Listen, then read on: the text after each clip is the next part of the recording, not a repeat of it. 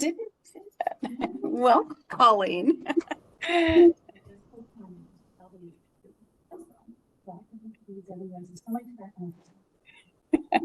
We are just starting today. Good morning. I'm Rhonda Burkhart with HCC, and Tanya Chase is here as well. We also have Sandra Griscom remote to chime in as needed and assist. And today we're discussing a fiscal year end for USAS, inventory, and USPS, including the STRS Advance. So I'm going to go ahead and start sharing my screen. I'll also post this on our website. I just shared where that will be on our website in case you're unable to attend today or have a conflict. It's good to review this. We're going to give you a lot of information, so it's going to be, kind of a lot, and it's good to maybe go back and review, when you can, just to refresh. So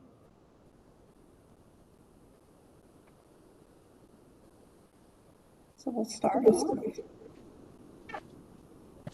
with the USAS fiscal year end checklist. And so there's a lot of things that you can get done beforehand. So there's the pre-closing type things. So things such as the central office square footage, which is in core organization, the building profiles, which is in periodic, and then your building information. So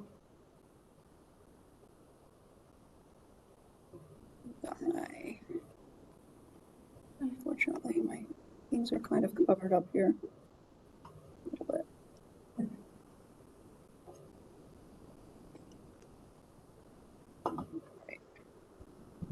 So once again, that is, okay, core organization and periodic building.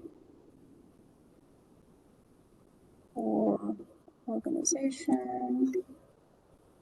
Okay, and that is, I'm going to make this a little darker. So that's going to be down here. So then your central office square footage should be put in there. You should already have the ITC IRN in there. Since this is a text system, it doesn't have it in there. So that's where your central office square footage goes. That has changed. And then periodic building. This because it's the test system, it doesn't have anything in there. Should have your IRNs and elementary, middles, high school, your square footage, your transportation percentage, and your lunchroom percentage, and then you can quickly run a report from here. Make sure it adds up to 100%, of course. So, and sometimes those change. I'm in. I can hear it on my headphones now.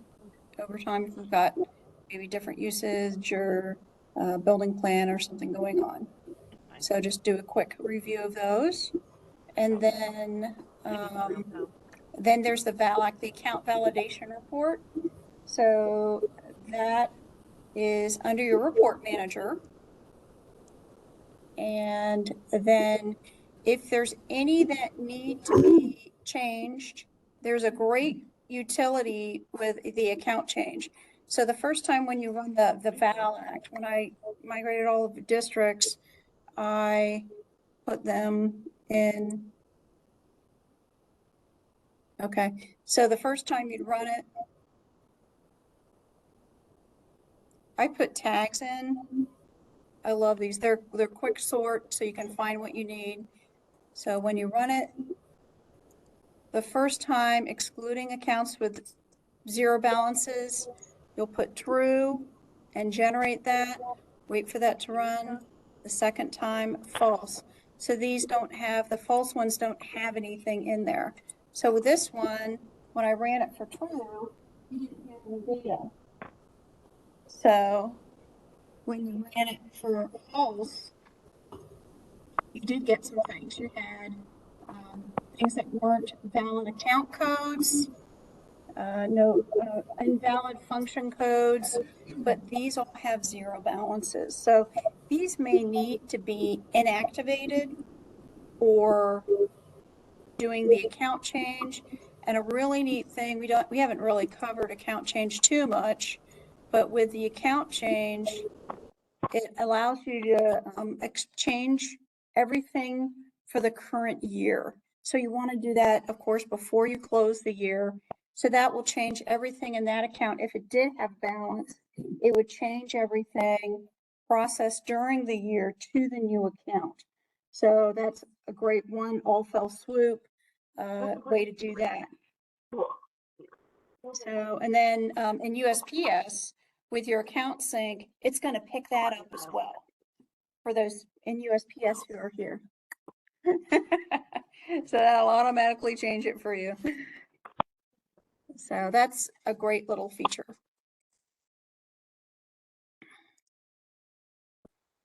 All righty, there's that.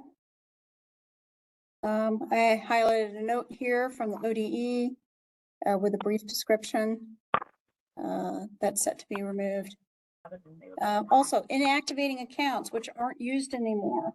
That's a good thing to look at. Maybe something with like an old STC. If it's not used, we can do a mass change or a mass load. That would help do that quickly and efficiently. Just let us know, submit a ticket, and we can help you with that.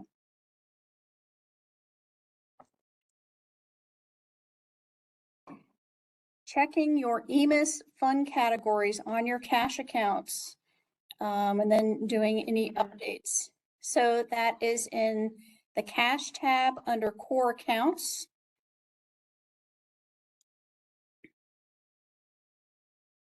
So is that where we were? Core accounts under your cash tab. And I went ahead and I added that, this EMIS fund category under the more. You'd scroll, it's kind of way down on the bottom. Down in the standard custom fields. Right here, so there's a drop down, and this is at the end of the more. Drop this down, take that EMIS fund category, close that out. Go back to the cash tab. And I expected it to take me back to fund. Yeah. And then from here, you can find that out. You just do less than, greater than, and a space. So that is do not equal like a blank. So that's going to tell you everything that has something in that EMIS fund category. And then you can review those. If there's something that should have something that doesn't, you know, you just have the ones that are blank. And then you can enter those. And by doing that,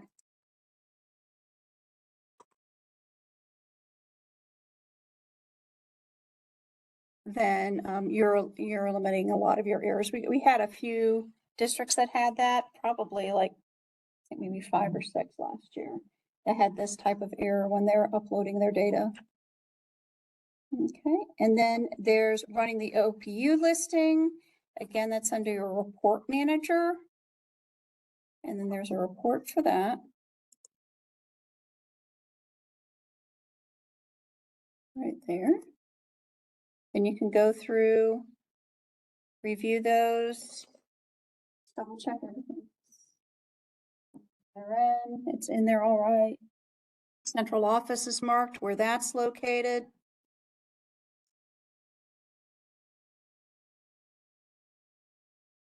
Okay. So again, these are all that you need to do before we get there. So you've got a good month to go through all this stuff. do some housekeeping before we kind of put the rubber to the road there. And then budgeting, that's the other thing we're working on now. The 5-year forecast, we've got about a week to go on that. We've been helping some districts last week upload their 5-year forecast. And then the budgeting, we're helping them with that as well. We had some webinars earlier on 5-year forecast and budgeting. So if you need help, ask us for that. Or view the webinars. We'll be glad to share that information on the webinar password and the link and all that as well. So open POs. I know, I'm excited. So prior year that's what everything purchase I read, orders, I think remaining encumbrances will be rolling over and appear they as said they had a carryover heat wave like last week, encumbrances and everywhere was if like they really, are really left open hot. for fiscal year Like, 24. because I follow And so I put there's a in the checklist here, like Norwegian a cruiser nice and like little Encore, like our actual ship, like synopsis group. So it's like the groups that have went like last week. They're like, oh my gosh, it was so warm. and how you So can many do people were that. wearing shorts every day Help or a whatever. couple of And because districts that's what they said, they're like, just make sure you check the weather for the following week. It's recently. cold weather. I think this So week it's we had some a issues lot with that. cooler there. So we're glad to assist you if you have a kind of a Can we stick in the please, mud type thing. Oh, I'm definitely. We'll Also, please mute Sharon Vane? I don't hear anything. yeah, if you have an I mean, open we're PO driving. with a zero balance, Like, that's we're another on a one that we tight can help Friday. you. So like Saturday and Sunday, You we'll know, still add be like a on the penny west on coast. there. So we're either going to be at the Boston Do that. or Linda has her hand raised. well, that, and I mean, we probably. Oh, okay. We did that when we went to Florida the one year in November. And it's like, oh, yeah, we're going to Florida. And we like, I'll stop sharing the screen for a moment so I can see. It's first how cold. Okay. Let's see. Sharon. Okay, we need to get people muted.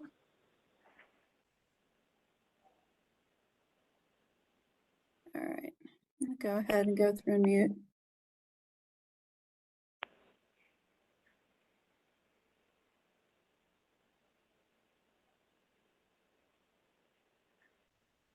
And then if you do need to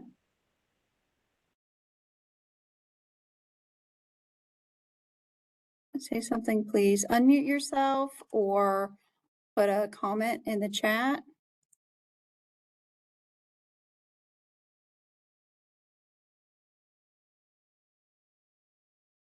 All right, okay, got that one. All right.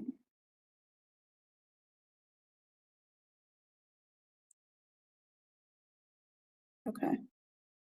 All right, is that better now?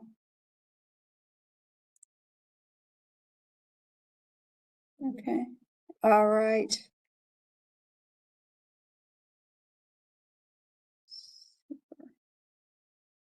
Okay, and Sherry said, repeat what I said from, great, I got a bunch of yeses, that's great.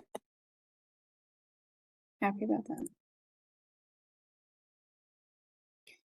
Okay, picking up where we left off, closing purchase orders. I assisted a couple of districts with closing some purchase orders. Also, if you have some that are $0, and then they're still open, we can help you with that. Maybe like add a penny and then do a cancel full to get those closed out as well. Just submit a ticket and we'll be glad to help you with those. You've got a whole month to do this. So also reviewing old outstanding disbursements, your outstanding checklists. If these are left outstanding, they will need to be reconciled and then refunded in the new fiscal year.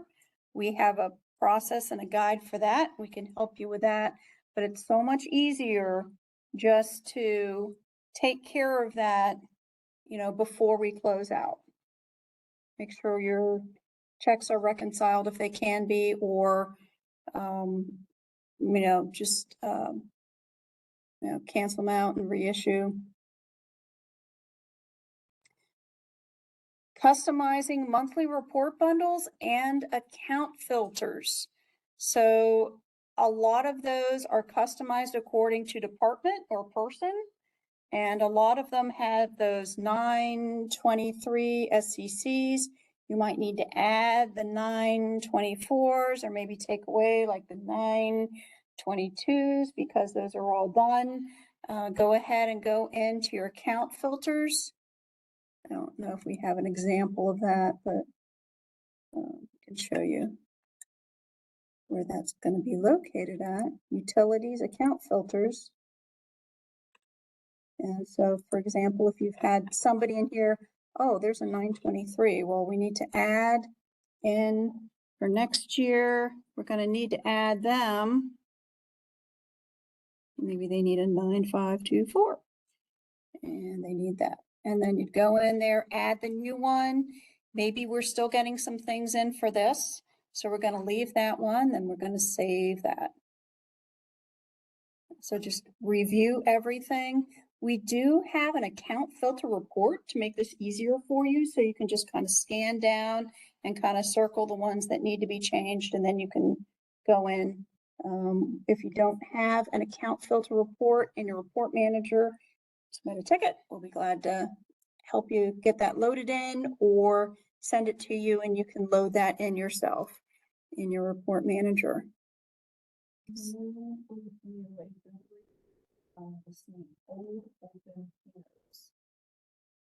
Old open POs. Okay. I would just think it would be the outstanding purchase order report. So we have a report library of all these wonderful, let's see, there's disbursements, purchase orders.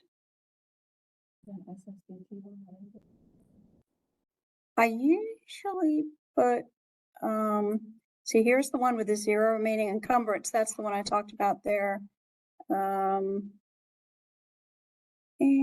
I would probably say this, outstanding purchase orders remaining encumbrance.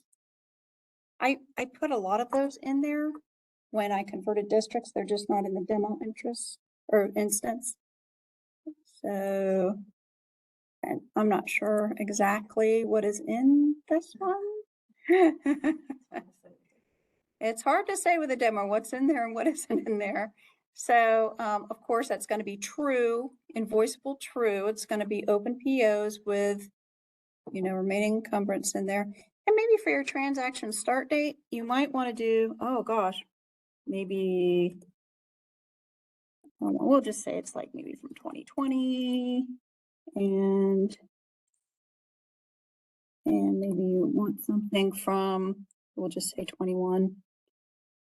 What's going to pop up or not pop up here. But you can put that date range in there for something old. Hey, guess what? They've got something. So, and it'll tell you right up here, it'll have your start and ending. And then it will give you the PO number, line items, and your amounts that are still in there, and the fiscal year, which is nice. It's like, okay, I want all the 21s. Maybe I've got some, you know, from this year, maybe I've got some from last year. Obviously it's a demo instance, so it's kind of old. So that'd be like, oh, let's review these and close these out. If we need to put them in the new year, then we can put them in the new year. So that should be an outstanding purchase order should be in there. And then again, you just go in and you want to make sure your invoiceable is true. So it's still got remaining encumbrance, and then you put in your transaction start and stop dates. And then you can customize it that way. All right. So we talked about the SCCs, changing those, and on your report bundles. So on the report bundles, that's going to be, I don't know exactly what they've got in here. So some of these are customized. And so you would need to go in and check, you know, if your little report here. So sometimes we do customized ones. So with the save and the recalls, and then we might have to update those. So we'd have to go into that save and recall in that specific report and update that save and recall, resave the save and recall, and then it's going to pick that up on the next generation of this. So that's another one, not just the account filter, but just double checking those save and recall reports as well.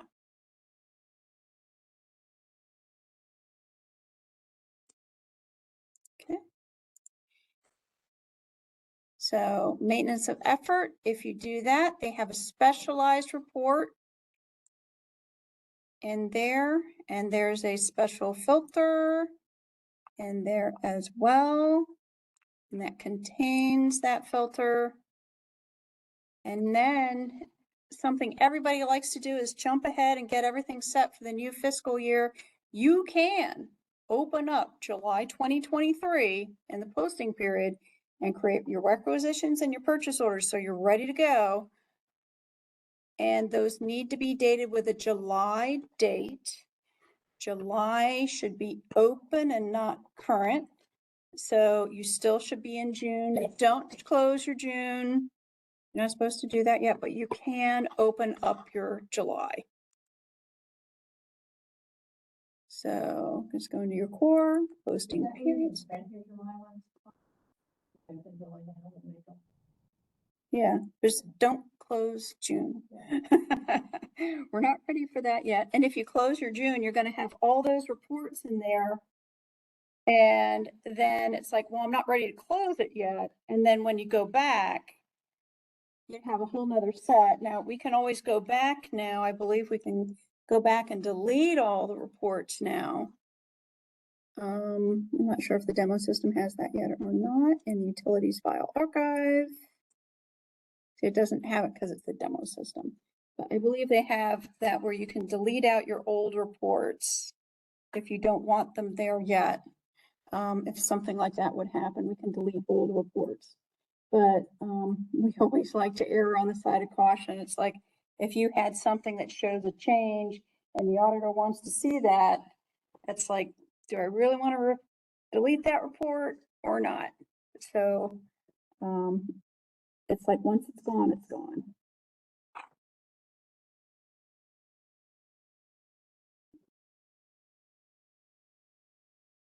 There we go. So you would just create that. It was already created in the demo system here for posting periods. So you just create, it's already been created. July 2023. You don't need to make it current. It can be just open and you just create it like that and like just like that. But this was already created. All right. So then we get to kind of the same thing that we've always been doing is month-end closing. So you're going to just go through your month-end closing as normal, do your bank reconciliation. One thing, a lot of districts do their bank rec, cash rec outside of redesign. You want to make sure that you do your cash rec within redesign. That's required. So that's going to be, if you don't normally do it, periodic cash reconciliation, and then you'd create your cash rec there.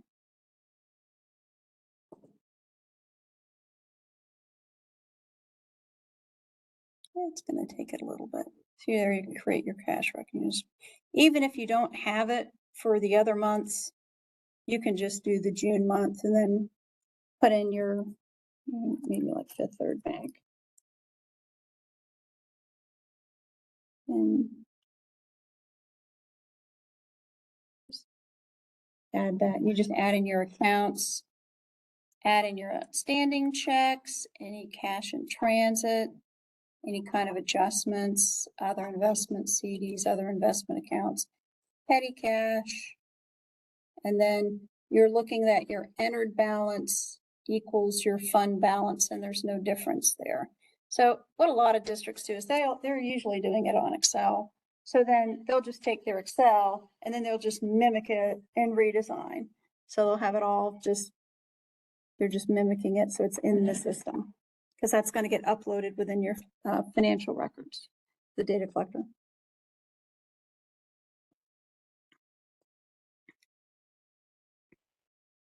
Okay. So then you're going to go through your normal process. You're going to run your cash summary and your monthly financial detail for the current period. You're going to make sure your month to date items match. And then make sure all your requisitions have either been converted to POs or deleted. So you don't have any requisitions left over for this fiscal year. Run any other reports that you normally use. And then that monthly report bundle will run when you're closed. So there's just your regular list of month-end reports that are in the file archive. So then before you close, you're going to go to your periodic menu and again, another cash reconciliation has to be completed for EMIS, your EMIS record. So just double check. Yeah, I did my cash rec and it's in redesign. It might be in Excel too, but I'm going to put it in redesign as well. And it's in there. Then you need to go into your federal assistance summary. You have to do the summary before you do the detail. So that is periodic federal assistance summary, and they list everything alphabetically. So, and here it's like details before the summary, but you have to do the summary first. Okay, so there you just create it. And then if you've done it, let's see, that one, it won't let you clone. It'll let you clone the other one. So there, and then that's your summary. And then there is the detailed, they didn't put the detail stuff in there, but we have a screenshot of that. So it has to have the summary. It's going to link those two together. And then the neat things are, they've got these little tool tips that I love. You can just kind of sit there with your mouse and hover there. That'll pop up. So this one has where to find CFDA numbers, and then for grant titles, it's got where to find the grant titles.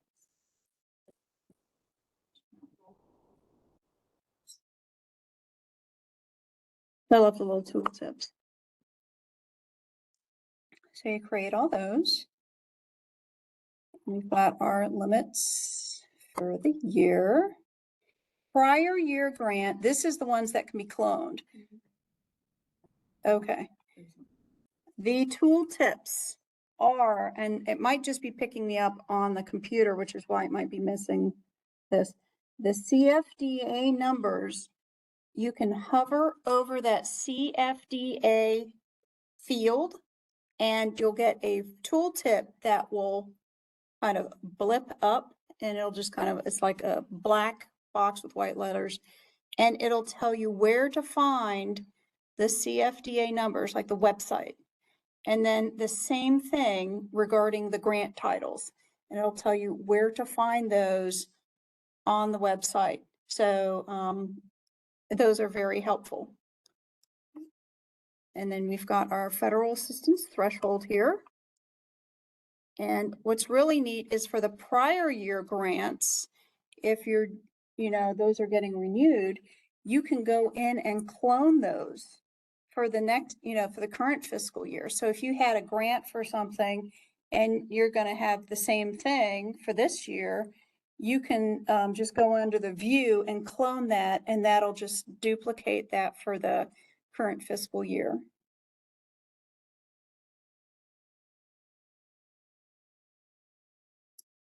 All right.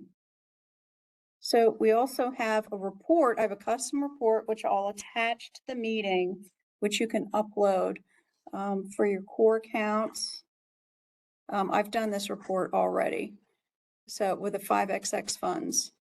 So the only other thing is if you have a grant for food service, you'll have to kind of go through that individually determine what in there is part of that. But I have a report that I made in here. This cash account report, federal assistance detail, and then the revenue side. So what we did for that is we put that on there, and I used the 500 series funds for that, made sure they're active, and then the expended amount is greater than 0. I don't think there would be any activity on this, but I have it already created. Did the same thing with the revenue side. Right. Same thing there. Received is greater than 0 for the revenue side. Okay. So that's a nice little way to kind of get a nice list for those. All right, the next is the civil proceedings. So if you don't have civil proceedings, this is obviously a screenshot from last year's 2022, yours would be 2023. If you don't have anything, you'd put like, it's number 1, NA, and just put a case number and a plaintiff in there. Just so it has something in there, it doesn't error out. Okay, the other thing is before you run the extract file, make sure your EMIS person has set the configuration to 2023. If they have not, you need to update that. And everybody has an EMIS CIF name. Those were set up when you converted.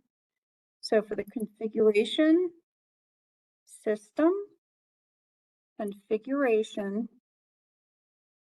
this EMIS SOAP service configuration. Okay, so that one, because it's a demo system, we put that in there and save that. All right, let's make sure that's correct. It says the right year. All right, now we're ready to extract the file, which is what we're going to do before we upload that to the data collector. That's your period H file. That's under extract in EMIS, extract, EMIS, and we want to make sure this is 2023. Because we have 2024 open, it's going to give you that as an option, but you just want to double check that you're doing for 2023. And then you'd create that file. And that's going to give you your file for uploading into the data collector. We have separate data collector instructions. Oh, I'm saying there's like not enough. There we go. I think it's having issues with memory or something. But we have all those instructions. We can also assist you with that.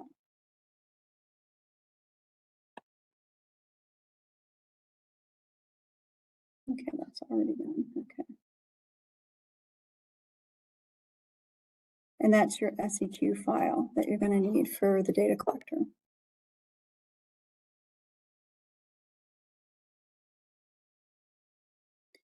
So you've got all your manually run and your reports.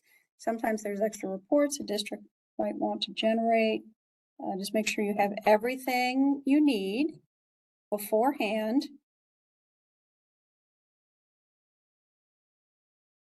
Okay, if you haven't created July yet, you didn't want to do all your POs and recs in advance, go ahead and do it now. But a lot of districts like to create their July beforehand, so their recs and their POs can get started beforehand and their staff isn't waiting on the close. So create July. And then you're going to want to go ahead and close June. Make sure your June is current when you close June. this is a great time to do this when you've got a big meeting, or you're going to lunch, or at the end of the day, because this can take a long time to do with all the extra reports. It's not just doing the monthly reports, it's doing the fiscal year-end reports as well. So. And some districts have lots of report bundles out there, and those take even longer to process. If you've got a lot of monthly report bundles that go out here and there, we've got districts that have like 10 report bundles or more that go out, and those take a while to generate. Just make sure June is current still, and just check your file archive.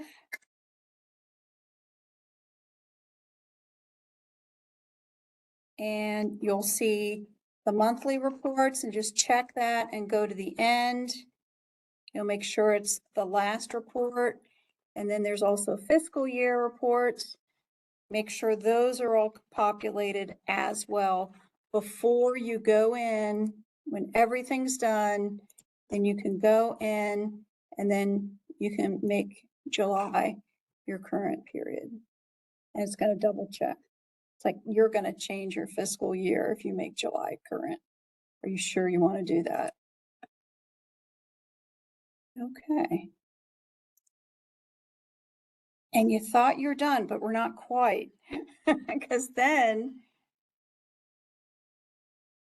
we're going to go on with the stuff for the new year. So one of the really cool things is when redesign, you can actually reopen your fiscal year. Okay. So it's like, wow. That's the district's choice. And one of the things, we had a development this year where you could uncheck your report bundles before you open a period. So with your report bundles, you can go in here and uncheck these. And if you reclose, then you're not going to run more reports. Now, you might want to do that, you might not.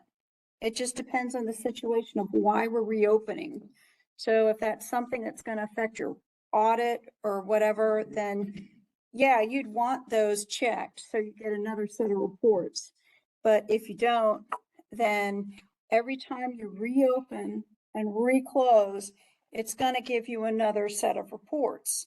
So you just want to make sure, like, every time you open a period and close it, am I okay with another set of reports? If not, maybe I want to uncheck these, close the period, go back in here and recheck them, because if you don't do that, when you go to close July, you wouldn't get another set of, you wouldn't get your July reports. So always remember, if you uncheck report bundles after you close that period you wanted to reopen, go back and recheck these. You open and then open, close, and then go back to recheck. Yes. The action to create the reports is when you close the fiscal period, not when you open it. So that's when you close it is when you're going to get the reports. So there's a lot of them that say there's an event. It triggers on an event, and the event is close fiscal period or close fiscal year. So when that happens, that's when it's going to run that report. And if you don't have the right current period, if you have something with a current, like a FinDet for the current period, if you have the wrong current period checked as the current period, it's going to give you those that have like beginning period balance, ending period balance, it's going to give you the wrong balance, because it's going to say, oh, I've got April current. I'm going to give you the April beginning balance, the April ending balance, but we're closing June. So it's like, well, that doesn't do me any good. So you just have to make sure, like, this is going to be June. Say we're going in and we're closing June. We want to double check that we've got June up here. That's my current month. This is the month I'm closing. It's going to give me the right balances if I've got those period beginning balances, period ending balances. Go back to the cash accounts for federal. Okay, all right. Period. Oh, yeah. That one? Yeah. Right here. The cash account report, federal assistant detail for expenditures and revenues. So I created a report for that. And they've got the received and the expended and the fund and the SEC and all that. So what I used in there was the, it's an active account, 500 series funds, and for the expenditures, greater than zero expenditures. So you're going to have kind of a nice listing of those. And then there's the same one for revenues. So if you need these are what we call JSON files. They're like templates for the reports. It's like a framework. And it's just giving you the columns and it's giving you the search criteria. And then you load it in your district report manager and it'll run it according to what you have for that for your district. So I can just submit a ticket and I can either load that into your report manager or I can send you the JSON file. And then it's as simple as an import. Go down and see if And it. then say it's on your desktop. You just save it on your desktop. And you just pick that out and open it. It's looking for a JSON file. And then it will load it right into your report manager here. And then you can put on a tag, you know, I put like, for this one, it'll say, okay, we're going to load this report. It's cash account report. And I just put the tag fiscal year end. When do you go to that class? Okay. Well, Can you do that? Do you think- Are you in the cheese class? See, cheese. Okay. Okay, thanks, Gail. If There's there's my stop sharing again.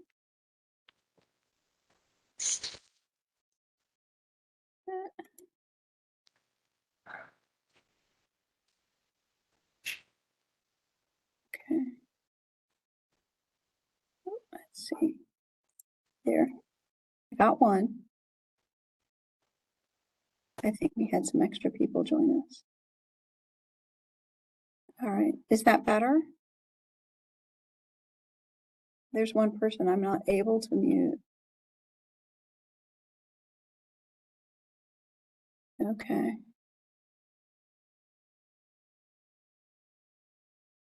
All right, Gail, is it better? Can you hear better now? I was able to mute a person or two. Okay, great. Thank you. Right, all right, we'll go back.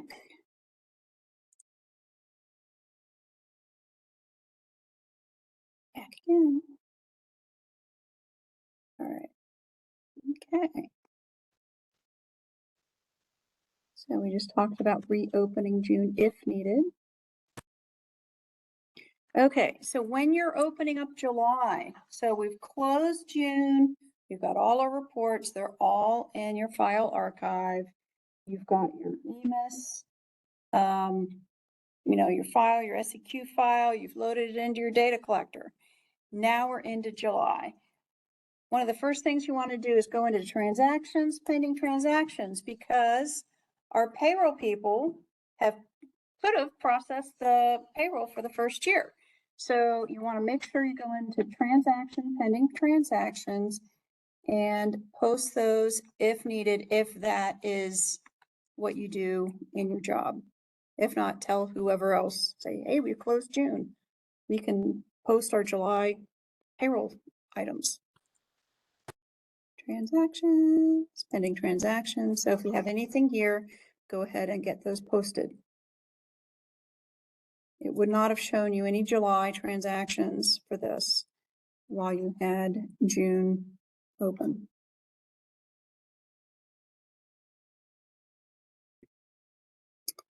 Okay, so another thing that some districts have customized are things such as the purchase orders.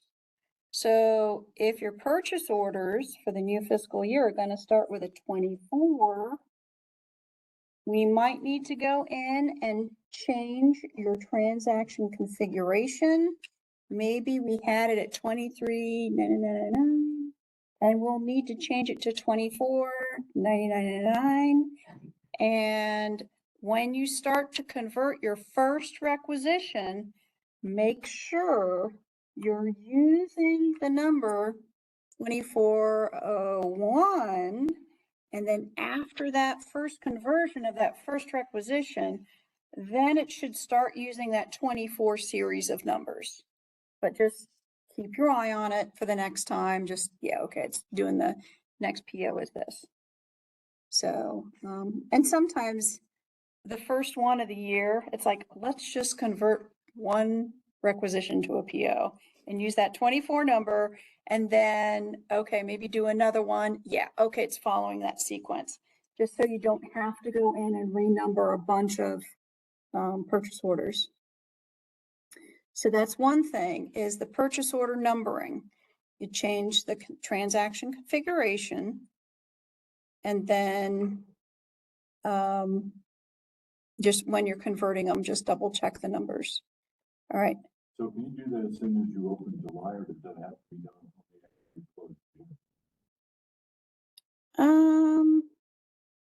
Depends if you're creating purchase orders still in June or not. Are you still creating some things for June? Hopefully not. Okay, maybe We summer never school know or if anything? emergencies pop up, but I was just thinking that Exactly. we'd like them to be able to start entering those, because that way we got a good smooth transition from power, electric, light, all those that continue to roll over. Right. Plus all of our standing POs that need to be set up July 1. It's like, watch it. Just watch it if that happens. If you're doing some in June and some in July, just keep your eye on it. You know, otherwise you're gonna have your numbering system off a little bit. But if you do that, just kind of watch it. Cause I don't, you know, it's like people have summer school in July or June, I'm sorry. And, you know, you might have some things that come through for summer school, or maybe, you know, different things that pop up in June. You know, just kind of watch that type of thing. You could do it earlier on, but just kind of keep your eye on the dates and everything. You could do a nice date filter and then say, I've got my June 1st through June 30th, if that's when you're changing it. Say June 1st, I'm going to change on my PO numbering system to the 24s. Get your June 1st to June 30th, and then check your PO listing, and then do a sort ascending, sort descending, Right. just making sure they're numbered correctly. That's an easy way to check that. All right, again, we talked about this before, but the account filters for the SECs, fiscal year specific, like the grants, the 9,000 series, double check those. We talked about that before. You might do it now, you might do it later, you could do it earlier or later. Close the ones that are done, or delete those out of those filters. Also, requisition numbering. Some districts have, again, this was last year's screenshot. They will have the requisitions numbered like a fiscal year too. So maybe your athletic director. Theirs are, so for this, the way you have it in the beginning, that's gonna be how you're numbering your requisitions. So maybe it's like 80, 22, 01. Okay, so the next year would be 22, 2301. So you're gonna wanna go into your user setup under your system users and alter these. So this is when it's gonna number the next series of requisitions, and they can see all the athletic director requisitions. That's like 80, 22, comma 80. It's hard to see that comma there. So if you're a district that has the numbering sequence like that, go in, update your users for that. So is there a report that you can run, or do you have to go user by user? I think it might be a field we could add to the grid. I need to double check on that. But that would be good if we could get, Yeah, because otherwise you're gonna have to do by user. I know. Right, we could check that out.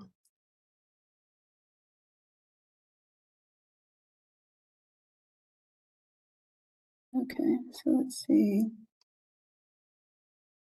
Expired, see requisitions prefix, see if that's an option. Hey. It's your lucky day.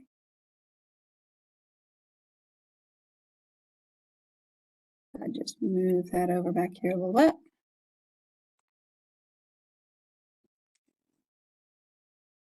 There's my requisition. So you'd kind of just want to do a percent 23, because where it would be in 23, if you had them like that. So yeah, maybe we'll just throw somebody in. I don't want administrator, but I get another person that's enabled. And so maybe an 80, come on, 23 D like that. And their requisitions are restricted. Let's save that. And so you got the next person that is elementary school, 3 EL. Let's see if it's going to filter it though. So if I want to see everybody who's a 23, there we go. And so that I can just go through and just change them, 24. Great. They're done. And then I'll change the next person, 24. And then you can just boom, boom, boom. Go through like that. There, we're all done. Okay. So that's a good one. That's a field you can add onto your system user grid. Good question. Get the gold star for the day so far. All right, that shows where we changed those. Okay. Post fiscal year and closing. So this was part of SSDT's checklist. Our system manager took care of this last year, sets it up every year. And so your audit file is going to automatically generate, I think she has it done like, is it July 23rd or something like that? Yeah, it's later in July. It's going to go ahead and send those to the auditor of state with an SFTP send. So that's all taken care of for you. So just kind of like, it's like not something I have to worry about right now. Just kind of like, okay, just for your awareness that that's there. Okay, if you use WebGap, there is a gap program under Extract that you should run if you use WebGap. You do not have to have June as the current period to generate the gap extract. So, and then there's a link to more information. Extracts, gap. You'd select your fiscal year. You can do that at any time. And you'd submit that and you get the file. And then whoever submits that to the WebGap gets that file. Okay. New fiscal year. So you're going to have your periodic reports, your certification, the summary and the detail. Those are under periodic. And then your amended certificates. Okay, and those are located periodic. There's your certification. So there's your amended.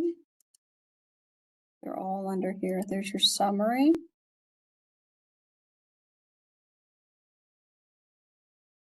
Detail. Available balances, summary. in detail. And if you need to exclude anything, you can add that there. Okay, and then generate those. Okay, all right. Okay, and then that was the amended certificate. Information on that is included in there. All right.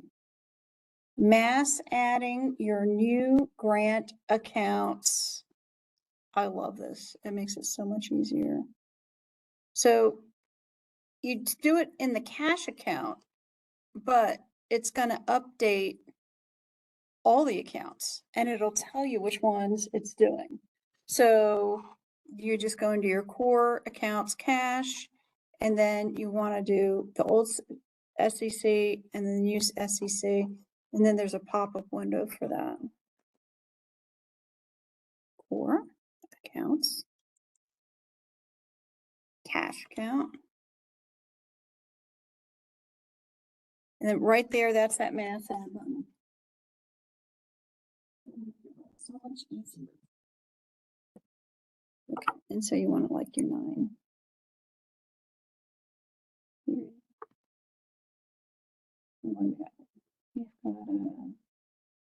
let's get a good one here. 2-2. See if they've got any 2-2s in there. The 2-2. Okay. So we're going to pick on this one. 9122, 9222, 9922. Okay, so we're going to go for that one. 516, 9922. Oh, hang on. One.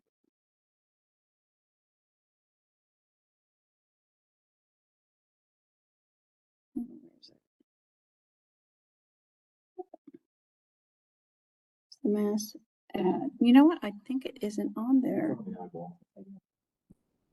Oh, thank you. Okay, we'll do 516, 9922. Mass ad. 9923. So it's saying it's last year. Okay. 9922, 9923, submit that.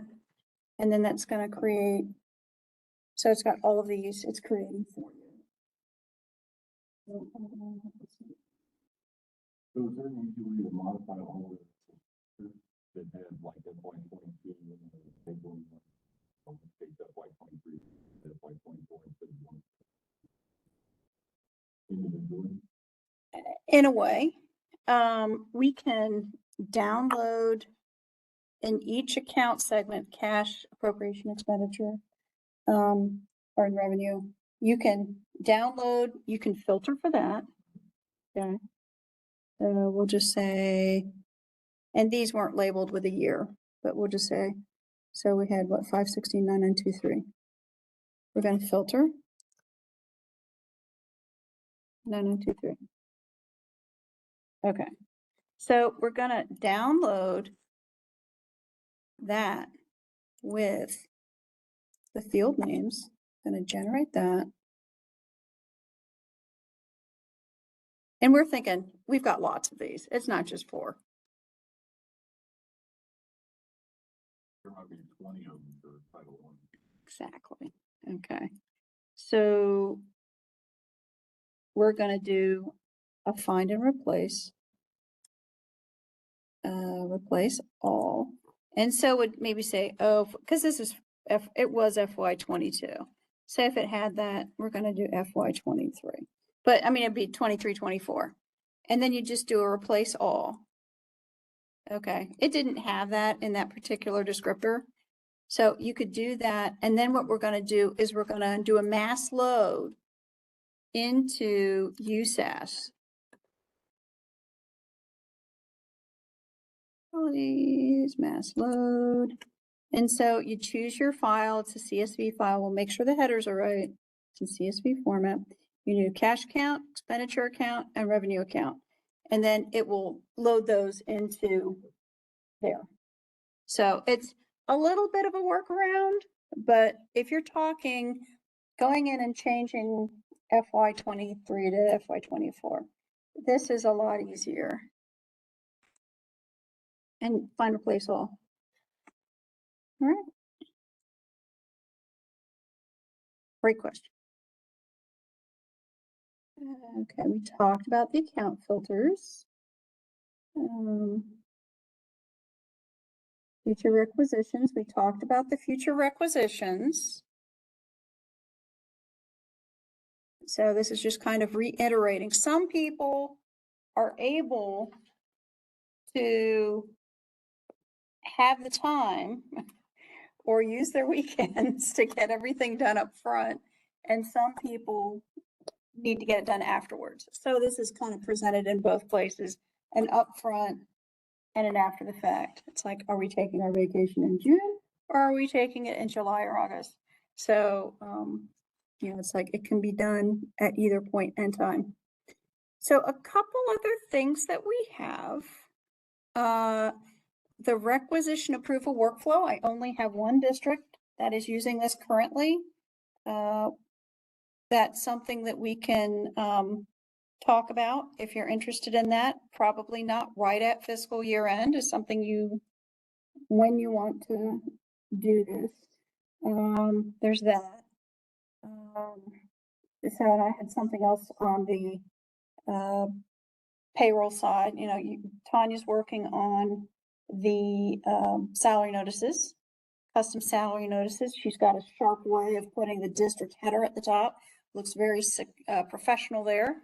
And then I adopted the same thing for a direct deposit notice that has, again, the district, kind of the logo, the header at the top.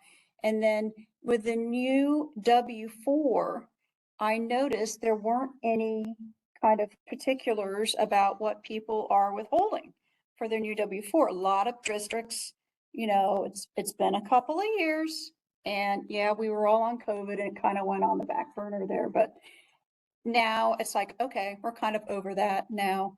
And it's like Kroger took down their sneeze shields, I saw. So it's like, oh, that's a big thing. So it's like, okay, we're over COVID now. So I made a little box on the direct deposit notice that has all the little fields that are on the new W4. So if you're interested in that, let me know. It doesn't take a whole lot to do that. I've kind of got the form all set up, and then I just basically have to put the kind of the district logo or header up on the top there from either your letterhead or one I kind of snagged from a website, just said, hey, how do you like this? How does that look? So just whatever you'd like, if you want to do that. Some people say, I don't want that type of, anybody sees anything different on their direct deposit. We're going to get questions. We're going to get calls. This isn't the time of year I want to do that. It's like, that's fine. So just, if it's something you want to do, just let us know. I can help you out with that. Tanya can help you out with that. So just kind of a couple new things that we had done. But the requisition approval workflow, I know I've talked to a couple of districts about that. Again, maybe when the dust settles, end of July, beginning of August, we could talk about doing that. All right. And then a reminder, your requisitions can have attachments. All right, so we've got that one done. I was pretty close, an hour. I did all right. We kind of got off on a little bit of a tangent, but that's all right. We did pretty good. All right, so does anybody need a little bit of a break before we start inventory? Inventory is about, I think it's about 16 slides really. It doesn't take too long. It's usually something districts do after they've done the USAS and the USPS. So if you don't want to, kind of take a break now, we can just kind of charge through, and then we'll take a break at the end of inventory before payroll. Again, it's all going to be on the recording. So everybody good to charge ahead? right. So fixed assets. I don't think we had a lot of districts close and redesign last year. I think we had a lot of conversions over the summertime. Did they close? Okay. It was later on. Yeah, because we converted July, August, September. Yeah. So, all right. Okay, that's good. So Yeah, that Rhonda, they closed in probably Classic a be lot of a them, and second then in experience then? August, That would be a good. lot went live. Yes. Sandra, unmute yourself. Can you unmute yourself? I'm here. Did you have a I'm here question? too. Sorry. I can't hear. Hang on. Let's see. Everybody's alphabetical and S is close to the end.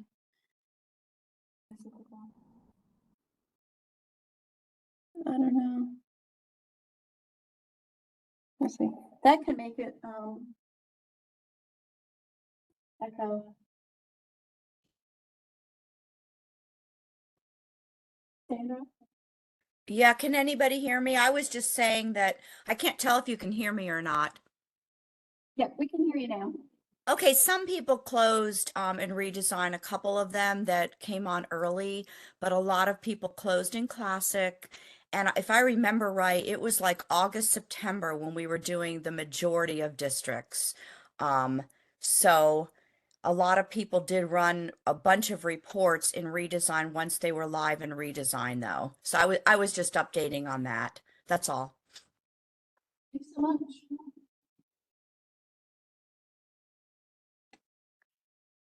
Close that so I don't get the reverb.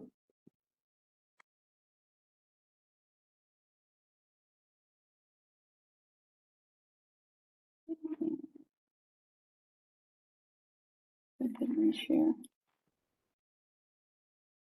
Right.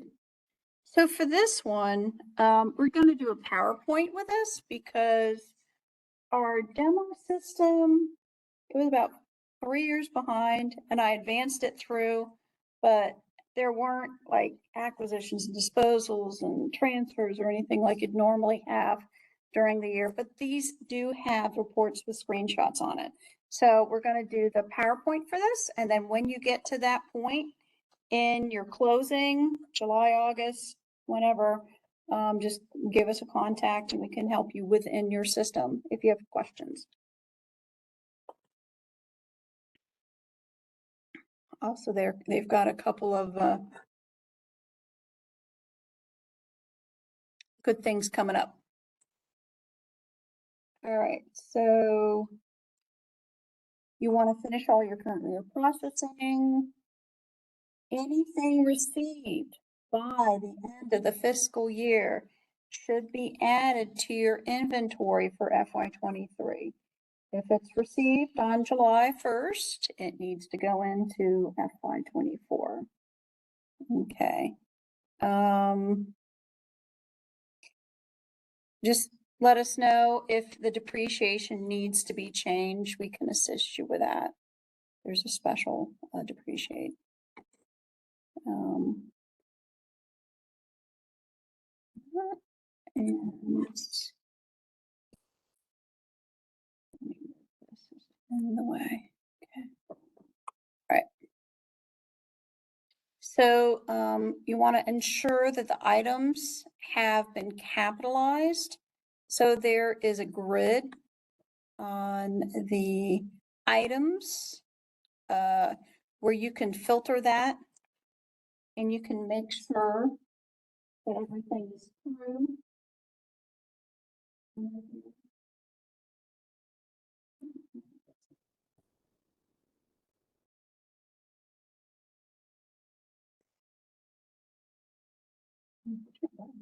Where's the full screen? If I do that, it's gonna make the volumes there. That's the problem. And that's gonna.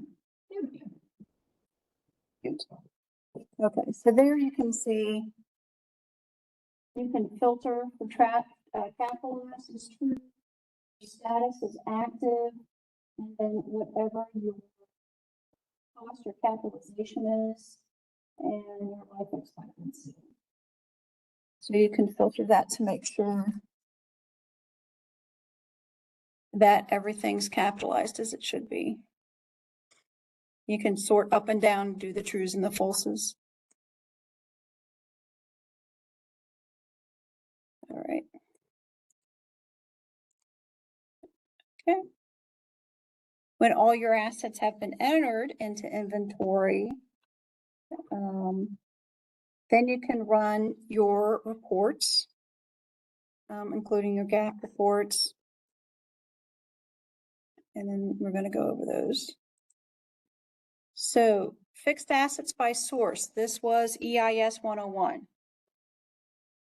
So that's just going to be kind of your one-line summary there. Source is going to equal fund. So I wish they would have just said fund, but they said source. Okay. That's going to be PDF. They are working on a JIRA issue to make a lot of these in Excel. That is the big news of the day for inventory, is they're working on these in Excel. We've had some requests, like the brief asset report was requested for Excel. So it's coming. I'm not sure if they're going to have it here by fiscal year end, but we'll see how it goes. Fixed asset by function and class. So that's going to have your original and your book value, your original value minus your depreciation, your book value. And then you can summarize by two-digit function. There. Summaries. And I would just say for all these reports, if it gives you summary, detail, run everything, save everything, just the more you have, the better. I know we had some requests. I think it was like a food service. If there was something that your auditors requested last year, I would say go ahead and run that report that they requested last year so that you have it for this year. So the changes in the fixed assets, that's going to be your acquisitions, your dispositions, transfers from one place to another. So, and this is the next one I like, because it's got your summary of this. It's kind of hard to see. So your beginning value is always, your beginning value is your last year's ending value. I think last year they had an issue where it wasn't always the beginning value equals last year's ending value. So they've made sure that the beginning value equals last year's ending value, any kind of acquisitions, disposals, any transfers in or out, and any kind of adjustments to the value. And that gives your ending balance. So this one right here for your land, for the 100 asset class. So you can see the 16,703.69. This is the summary report. So you have your land, building, furniture, vehicles. So the 16,703 matches up to this detail down here for this one asset. So that is the new item that was added. That 16,703.69, nothing else, was a factor there. And then you can see your beginning balance right here equals that on the summary. Your ending balance right here equals this on the detail for that line item. So I really like that report. I did fixed assets for corporations for like 30 years, so I appreciate something like that. I had an Excel spreadsheet just like that. Okay, and so totals on the fixed assets by source and on the function and class and the schedule of changes, it should all balance out. This is a very nice little YouTube recording They did some SSDT, it links you to the SSDT YouTube, and their balancing of those reports, which they did. They had some webinars, so you can go right to their recording and view that if you need assistance, or you can ask us. It's really nice to have those in there. And then the schedule of changes and depreciation, which is the old EIS 104. That's depreciation changes within the current fiscal year. And summary and detail, again, run both, save both. And then they want you to do recommended to run all 3 types of reports. Okay, there's the name.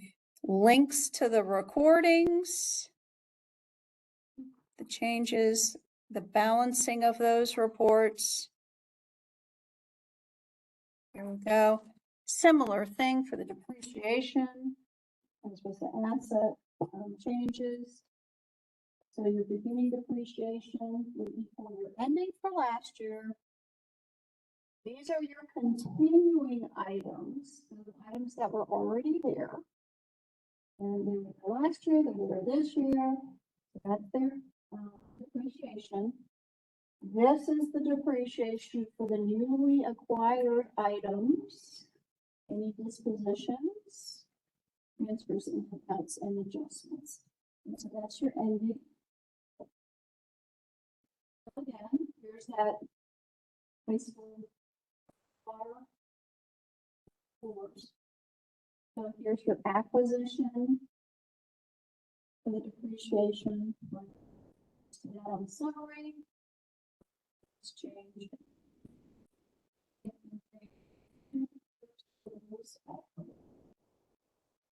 Should have that. Ah. Okay, all right, well, let's do that again.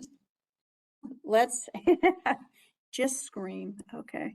So I'll repeat that part. So on the depreciation report, just like the one up here, for the fixed asset value. Okay, so that your beginning depreciation equals last year's ending depreciation. So that should all equal. There shouldn't be any difference with that. Continuing items, that's the depreciation for everything that's there last year, everything that's there still there this year. So you didn't acquire anything in that group this year. You didn't dispose of anything in that group. What you had yesterday is the same thing as you had today. We had the bus last year. We had the bus this year. That's the depreciation associated with that, if that's that group. Acquisition, assets we acquired this year and the depreciation associated with those newly acquired assets. Disposition, that is the, you're going to take that out because you're disposing of that. So you're going to have less depreciation because you've disposed of those assets. Transfers in, transfers out, and then any adjustments. And then you're going to have your ending depreciation there, and that's your summary. And so for that first line item, the detail of that is below it. So before we had the asset activity of that, and this is the depreciation activity of that newly acquired asset of the high school water coolers. Those are very nice reports.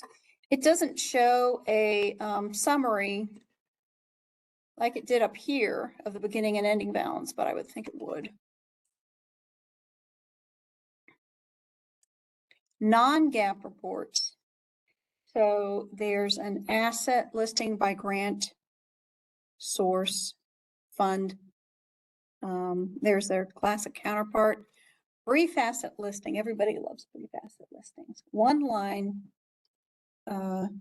just one line descriptors for each asset.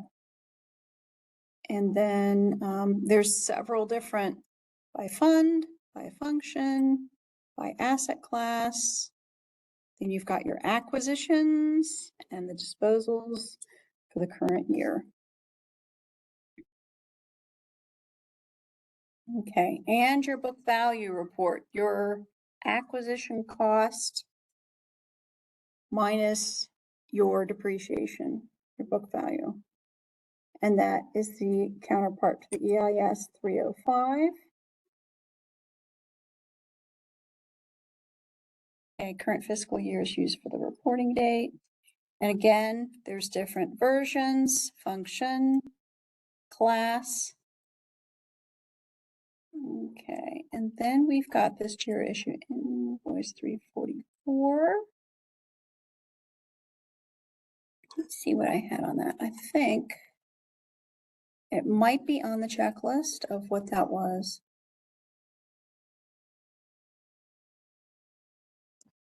Nope, that's not that one. Yeah, for some reason, you can see Adobe decided to name my inventory fiscal year end checklist, my USAS fiscal year end checklist. So it will also circulate the PowerPoint and this fiscal year end checklist. I might have noted it on here. Ah, here it is. The 344 JIRA issue, which is like the improvement topic and item to be done by SSDT, which is included in your software updates. That's going to add a disposition start and stop date to the book value report. Okay, and then this is the one I really like. We've had this requested. And we've requested it on behalf of some districts. Add report formats like an Excel data or CSV to all inventory reports. I'm not sure if they can get that done in this quarter. It might be the third quarter. I'm hoping it's the third quarter because there's a chance there that, you know, by the time you need it, you have it. It's so nice when it's in Excel. Okay.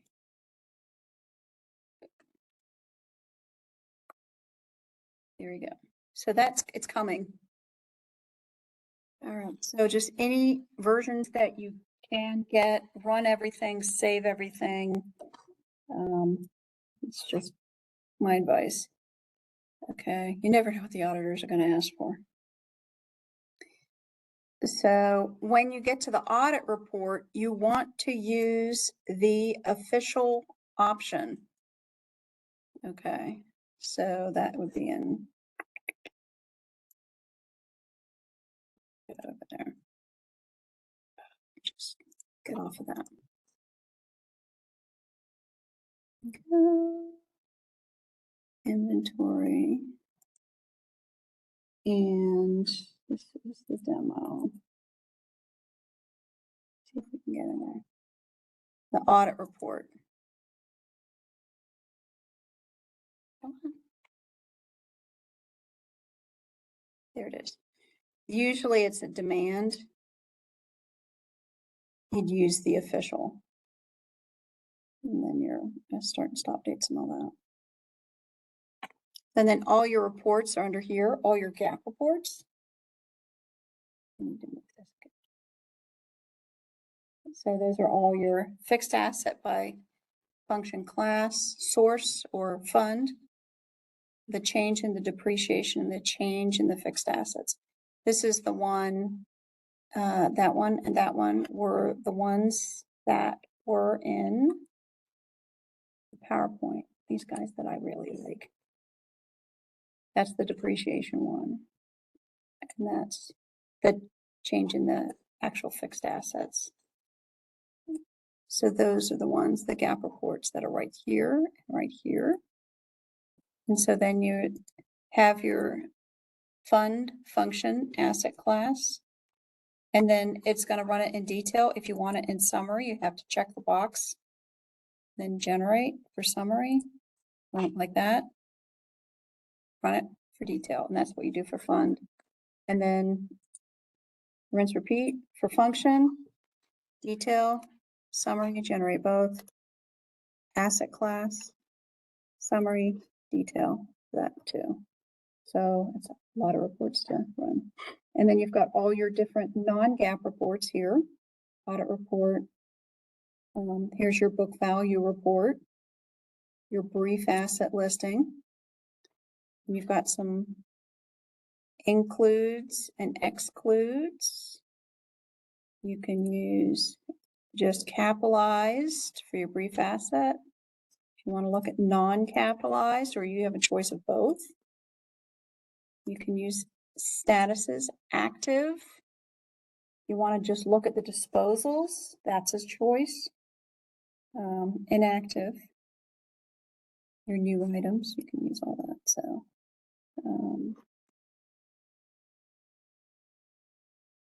selection of items, locations, acquisition date in between. So there's a lot of things you can do with this, depending on what you want.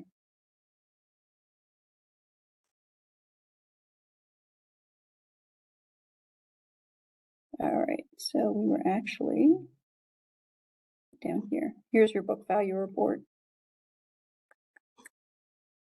All right. So we're talking about the different ones and the different ways to run those reports. Okay. Okay, all right. And the depreciation posting report. So then after you're doing your audit report for your official option for fiscal year end, then you've got your depreciation posting report, which is the equivalent of the EIS DEP projection, and the fiscal year end ending balances report. And that would, that's going to tie to next year's beginning balances.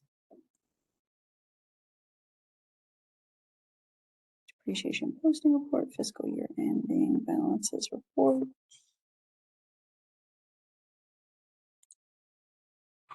Right down here.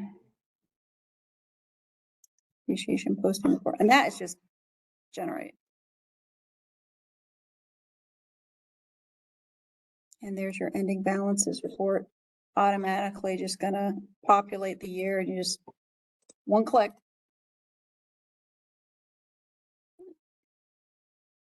Yeah. All right. And then when you close the fiscal year, you're gonna close the click icon in the core fiscal year, and that advances your last closed fiscal year date in the core configuration by 1 year. So configuration. So last closed fiscal year. So as I said, we're like 2 or 3 years behind. So it's showing your last closed fiscal year 6/30/2021. And then, so core fiscal year. So here they are.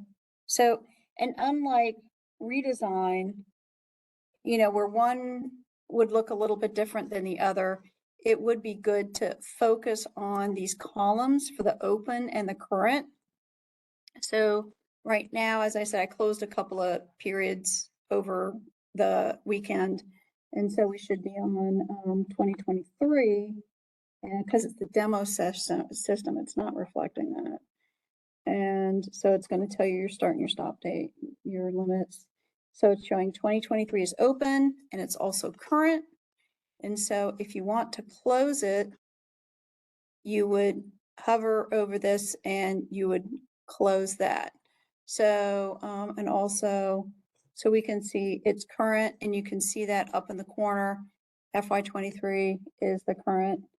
And so if you want to close it, you close it. You can open it this way.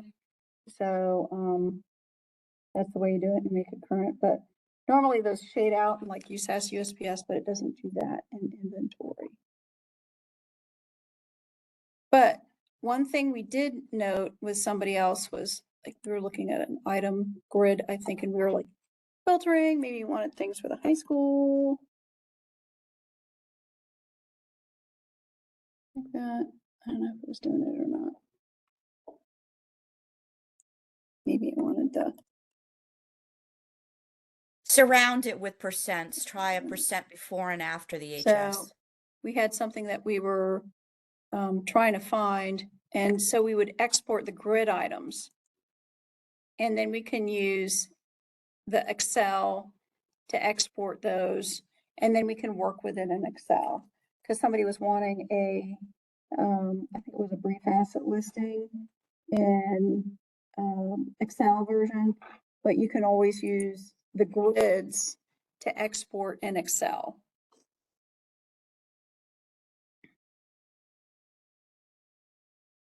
All right.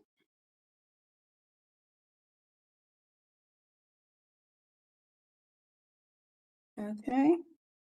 So, and then you're going to want to, of course, create FY24 and make it current to start the new year. So with this one, a little bit different is you're closing your fiscal year before you create your 24.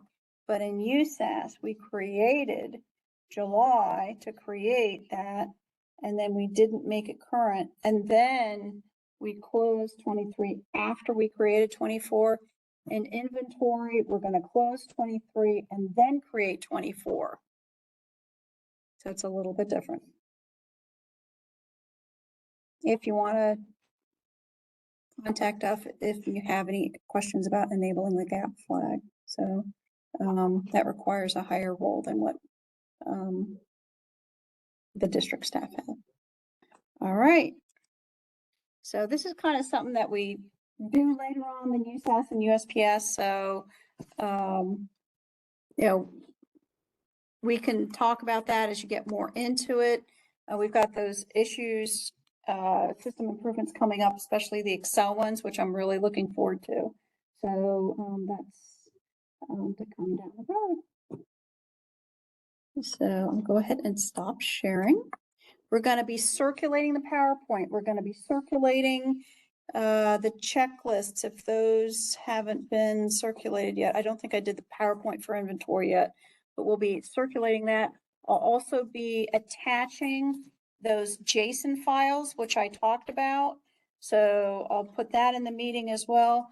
And then when we're done, we'll be, I'm trying to think, sending over the password for the meeting. We'll be putting it on our website.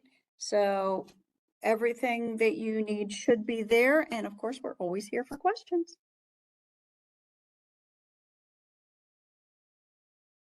Okay.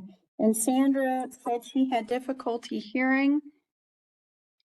And was there anything else? Let me run through that. Can you hear me, Rhonda, now? Oh, yeah, I can't. We did. Okay. I saw there was something at 10:19. Oh, well, that's okay. It wasn't Audit any big report. deal. Okay. Belinda found the checklist for the audit report. Great. All righty. Okay. We'll take a 5-minute break when we get set up, and then we'll start with USPS. That sounds good. Yeah. Okay. Yeah, go ahead and round up the payroll people if they're not already here yet. Some are already here. Take a break. We have a break room, and there's the restrooms are down the hall and all that. You might find coffee in the break room. Don't tease us. Not a lot. Adam made it this morning, so hopefully he's sharing. I saw about half a pot this morning at 8:30.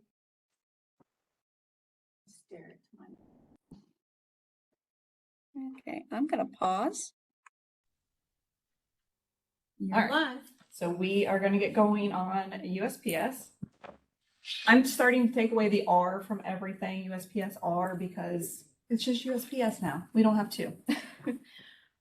So here's the checklist. We're going to go over it, but I am going to skip a lot of it because a lot of it's about month-end closing, quarter-end closing. You're doing that already anyways, and I don't want to spend a lot of time telling you stuff you already know. So first and foremost, you cannot run a July payroll until you have ran STRS advance. You will get an error if you try to do so. If you are our one unique district that does not have to run STRS advance, talk to us. We can uncheck a flag so that you can process your July payroll. But otherwise, don't even think about it. Don't even think about July payroll until you've completed your STRS advance. All right. Cost of life insurance over $50,000. This is your NC1. We put this on here for fiscal year end because you do tend to have people retiring at the end of the fiscal year. So this is if an employee has board paid life insurance over $50,000, you have to charge their NC1. We talk about this at calendar year end. The process of doing this at fiscal year end is not any different than it is at year end. In fact, you need to do this anytime you have a staff member leave who has life insurance over $50,000. I don't care if they leave in February, November, August, whatever, you need to process their NC1s out. The best way to do it is on here, you run it through future pay. You can also put it in current as a life insurance premium. There is a manual way to do it. It's not fun. I don't suggest it. Run it through payroll. If you forget and you need to do it manually, let us know. We'll walk you through it. We do have the calendar year end checklist has like a big explanation. We don't have that on the fiscal year end. So you just need to get that in before their final pay. It doesn't have to be before the end of June. Maybe you have somebody that's last pay is in August. That's okay as long as you get it in before their final pay, because it's not a fiscal year end balancing thing. It is a calendar year end balancing thing. So you're in C1. This has actually already been done for everybody. Under system configuration, you can check your STRS advance to see if you're still in advance mode. I went through and checked everybody. If anybody was still in advance, we've talked about it. I've taken them out. I have one district left that I'm still working with. So number 2, you can go ahead and check off. It's been done for you. Yay. You can go ahead and start running your STRS advanced reports. I will show you where those are at, but we're going to focus on what you're looking at later on in the checklist. But it's always good to start looking at it before you run your final pay. That way you're ahead of the game and you can start seeing any issues.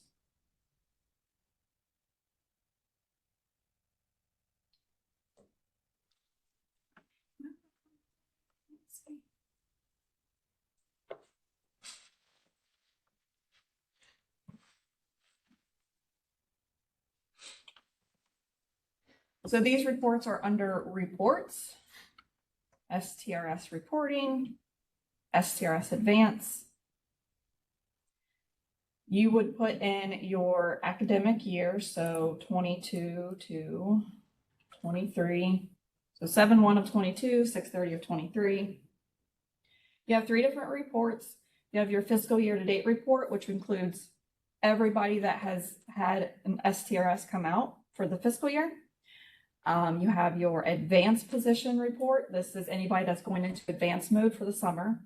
And then your non-advanced, which are people that are not advancing.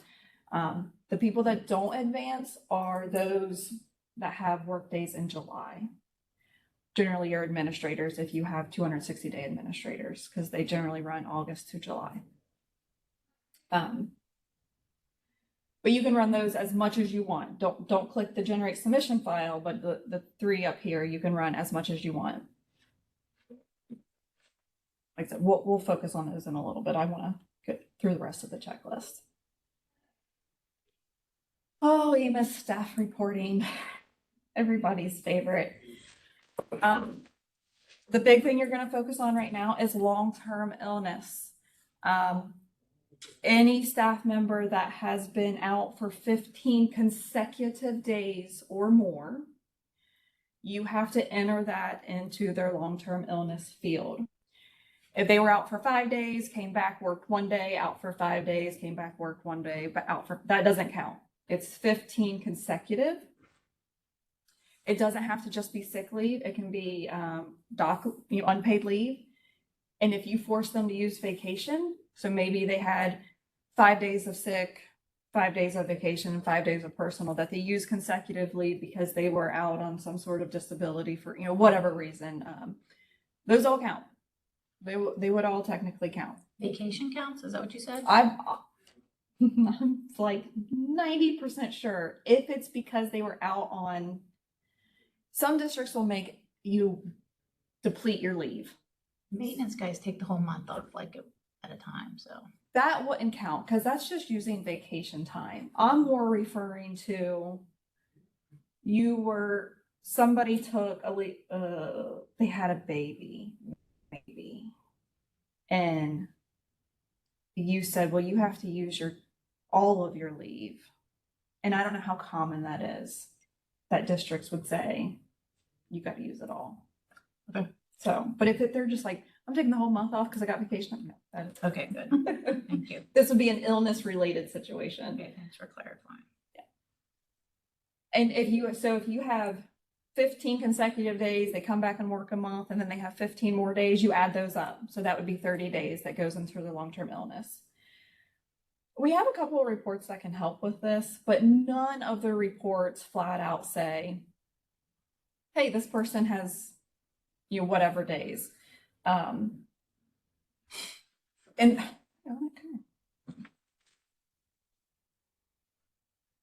We used to have a custom report in the report manager. I don't recommend using it. If you want to use it, fine. But it was designed before we had these attendance reports. And now that we have these canned reports, that would be my go-to. So if you had something in your report manager that said something about long-term illness, or that's fine if you want to use it, to each their own.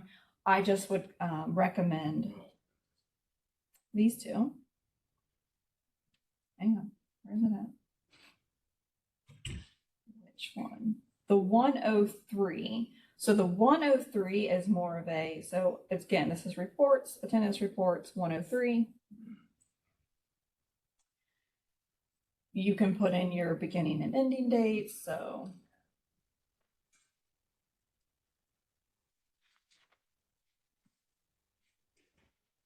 I don't know why you'd want to include archived employees. You wouldn't necessarily want to include all employees. You could do a job status of active if that fit for what you needed. You'd probably want to leave appointment type blank because you want to report anybody.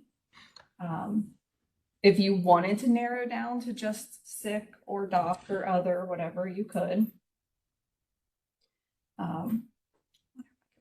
I'm going to ignore my dates here for a minute. This old, outdated stuff. And then, so you can do, this report is awesome. I mean, you can do specific buildings or departments or pay groups or, a specific employee. But in this case, you kind of want to look at everybody. I know, it's the demo system. Okay, so this is kind of what you're looking at here. Bigger. It'll tell you how many, so it gives you their unit, whether they're hourly or daily, and then tells you how many, it's a summary, how many they used in that time frame. So if you've got daily people, and you've got, obviously I'm looking at this and none of these people have more than 11 sick days. I don't have to look at any of these people any further because I can tell just right here, none of them count. if you have somebody that's got maybe 30 sick days that they've taken, you know, if one of these people said 30, I'm just sick, I'm going to write their name down. I'm going to go and check on them a little bit further. If they're hourly, that's a little harder because it's going to show their hours that they've used. It doesn't convert it into days. So you kind of have to know, okay, well, they have 20, you know, they 30 hours and they're 3 hours a day, you know. So you kind of have to do the math on that one. The hourly people aren't as easy. But once you kind of have your listing, and I'm going to recommend for long-term illness, I always kept a little list of people that were out that I knew, like, oh, this person was out on a leave of absence, this person had a baby. I kind of have a manual list. That way I knew I got to go back in and look at these people at the end of the year. But once you have this list to start with, then you can go in and run the ABS 101, which is a detail report.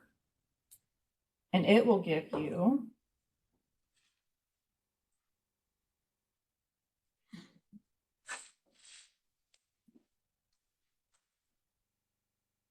when you're running this one, again, job status of active, but you can specifically say, I only want to look at absences. I don't care about any attendance or accruals or adjustments. I only want the ABS, which is an absence.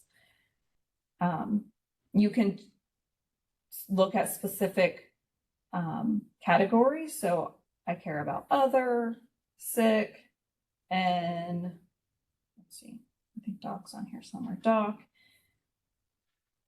And maybe you want to look at vacation, you know, maybe if you're like, oh, we wouldn't charge anybody vacation if they were out sick. You could leave that off there. But then when you run this report, it's going to give you the actual days that people took off. So you actually get the date that they were out and the day of the week and how much time they took. So this is more of a, okay, I can use this to say, all right, this person had like this right here, Christoph here. Well, nope, he took the 8th and didn't take again until the 19th. So the 8th doesn't count, but starting at the 19th, I need to count these up. Are there 15 days here? If so, he's got 15 consecutive days for long-term illness. Tanya, did you say you can run that by buildings? Can you run this one by building? Let me look. I don't remember. Thank you.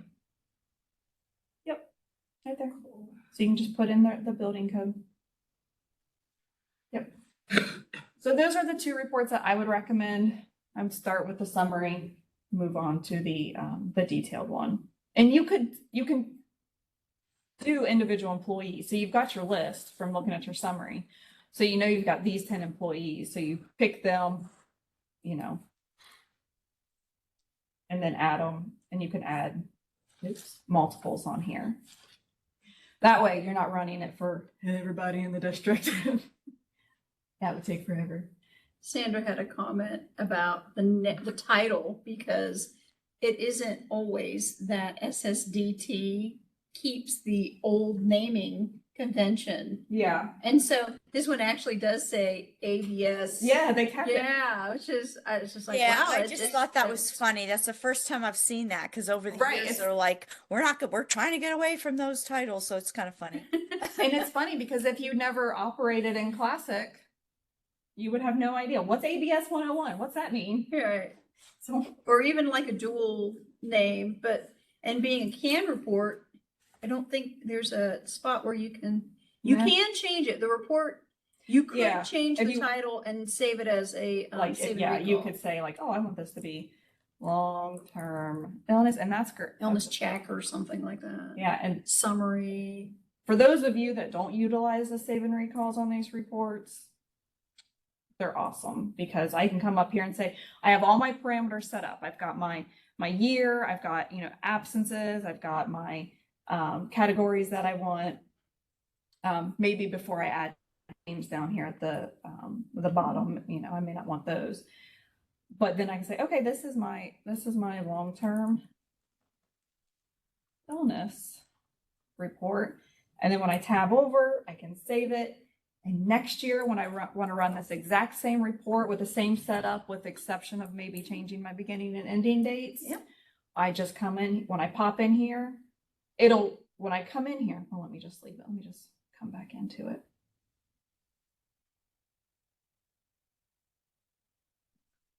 So I can come in here and say, Did you not save it? I'm just saying the demo just has some weird stuff in it. save.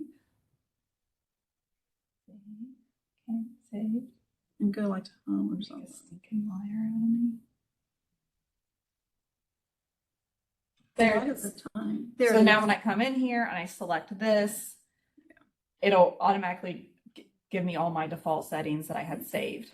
So, Go. and where do you enter that, you ask? So the long-term illness field is on core employee.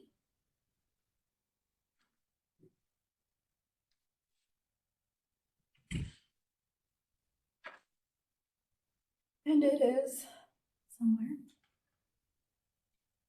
It's under state reporting, so it's toward the bottom, and it's long-term illness. So I would just come in here and say, oh, this person has 20 days, and then I'll save that.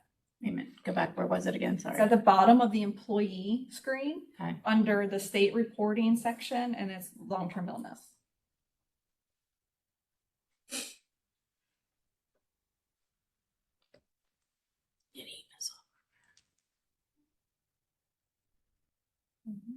I can't close this. All right, that is long-term illness.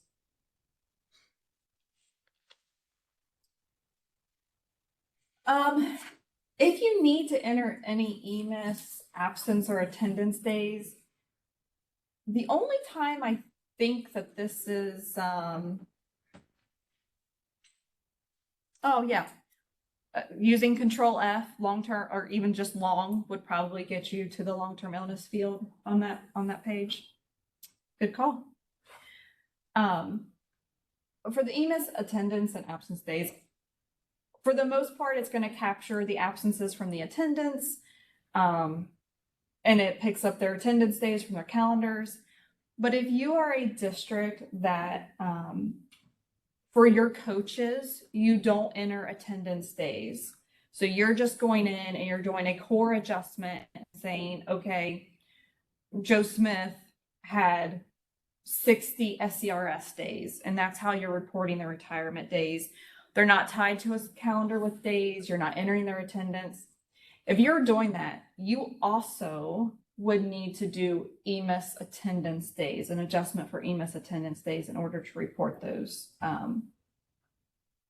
unless you're using the position field. So if you have coaches that you need to report days to, your options are go to core, or adjustments.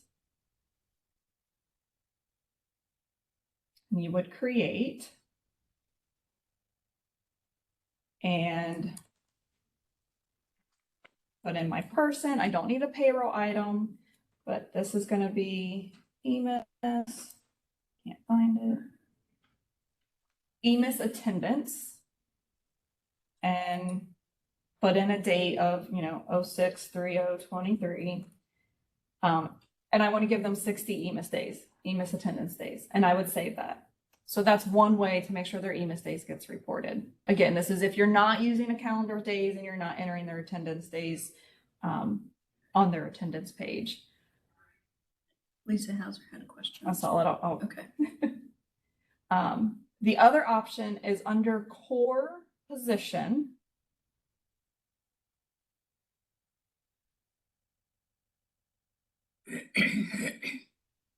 Wow, could this be any slower? On here, you have on their position, their supplemental position, you can report contract work days right here. So then you could give them their whatever 60 days on this field. So how am I gonna know if, I know, like you said, the coaches, I've had to do adjustments on search for them. So how am I gonna know? if I Well, need to do that's what adjustment on it? Lisa just asked that question, and she actually, I didn't read it all, but I think I got the gist of it. If you go to core adjustments, if you're doing, and I'm probably not gonna have luck in this demo, but if you're doing those SCRS adjustments, you could, under this adjustment type, put in SCRS. There we go. And see, I've got all these retirement days, and I could do a transaction date of, you know, I could do 7/1/22 through, so 2 periods, 6/30/23, and that would get, and I'm not going to pull up anything in this demo, but then I could run a report and say, okay, this is everybody that I gave SCRS days to during this fiscal year. And then I have to take that report and I'm actually thinking that if you could then upload it. ran a report, come up with this on the fly here. If I run an ad hoc report as Excel field names, then I generate that, and then I change the type.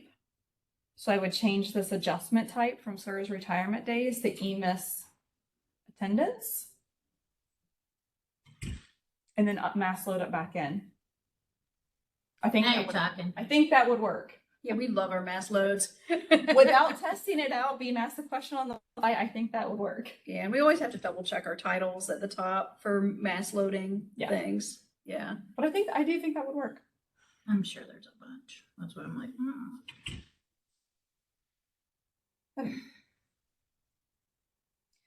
If you have any CC records or CJ records, so contracted services or contractor records, those also need to be entered at this point. I don't know how common these are. Maybe they're more common than I'm aware of.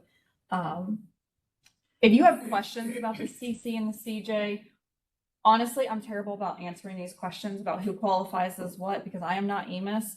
I am still learning that. David Downs put on an awesome presentation this spring, and we actually have the PowerPoint that we could send out if you missed it. Is the recording, did we ever find a recording? I I don't don't think he gave me the recording, but I do have the PowerPoint. Yeah, I got the PowerPoint pulled up here. But he explains like who's a CJ, who's a CC. So we could send you that PowerPoint if you have questions, or you could send a ticket to Student Services, because they're more apt to answer that question than me. I can't tell you where they get entered at. Where'd I got? So those are under core EMIS entry. And you've got the employee entry and the position entry. Those are tied to your your other positions and whatnot. But here you've got your CJ records and your CC records. So that's where those would get entered. And then once they're in here, you create an extract. So you can extract the CC data, and that's what they use to upload into the data collector.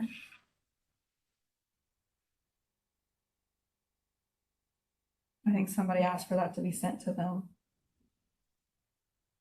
Yeah, Gail. Okay. They did it. All right. I've got so much stuff open, I can never find my checklist again. So next is updating the EMIS related information on the position screen if you need to do that. So this is a big one. If you have staff members that you know are leaving, right here, right now, you've got resignation letters in your hand for 10 different people that are leaving June 30th, July 1st, August 15th, whatever. You want to go ahead and update their position screen. So if you go to core position,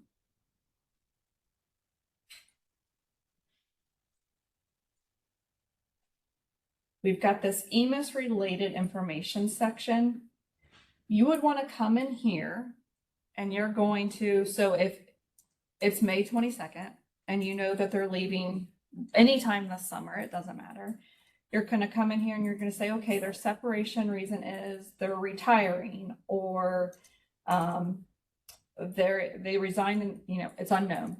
They took some other position somewhere, I don't know. You have these different options. Took another, you know, maybe it's a teacher and you know they're going to another district. You can, you know, you can select the appropriate response here. You enter that, and then you're going to enter the separation date. So, okay, their last day is, we're going to say 6/30/23. This position status is generally going to be a C continuing. This way, this person gets reported to EMIS with a separation information this fiscal year. So that you report them, they're leaving us. When EMIS flips over to the next fiscal year in September-ish, you can go ahead and stop reporting this person. You can uncheck the report to EMIS. Not until then. You got to report them until then. That way you don't have to carry them on your EMIS books for the next fiscal year.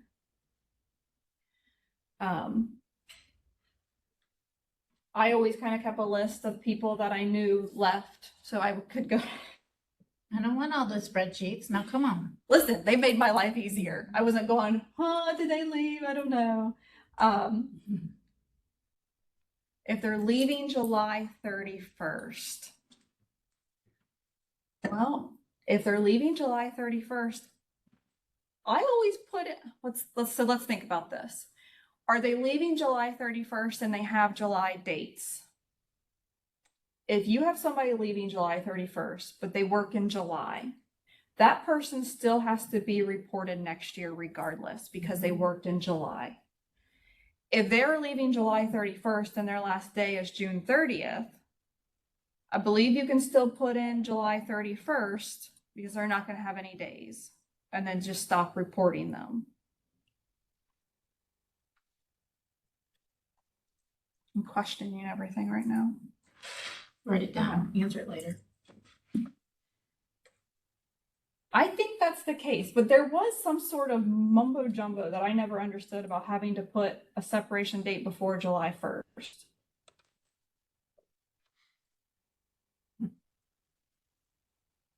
That's a good question. I'll have to find that out.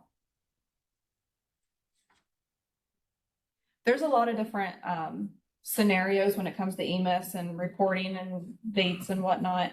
We have this USPS EMIS reporting scenarios that kind of goes through, like, you know, did they fulfill their contract?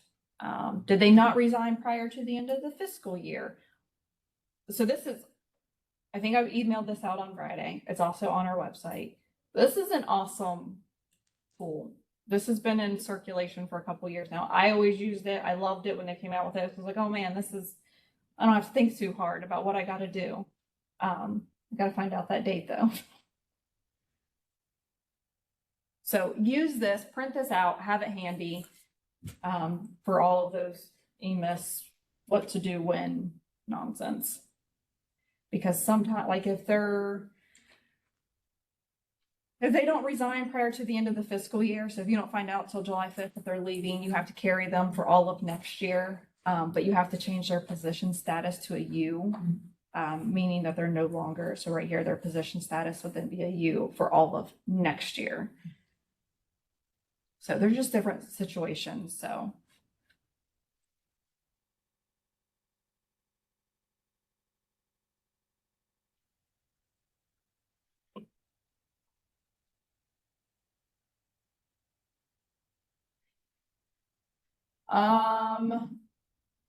How do you, I didn't read that question. Oh, okay. Was it? How do you report somebody retiring July 31st? You, okay. She had the what date do you put in if the person is leaving July 31st? The next one after that. I gotta look into that one. Okay. And when you're done. Go ahead. How do we report an employee who retires July 31st and is rehired 8/1? I think in that case, you're going to have to report two different positions. So they're going to have one position that is separated from service, and then they need a new position with a rehire date.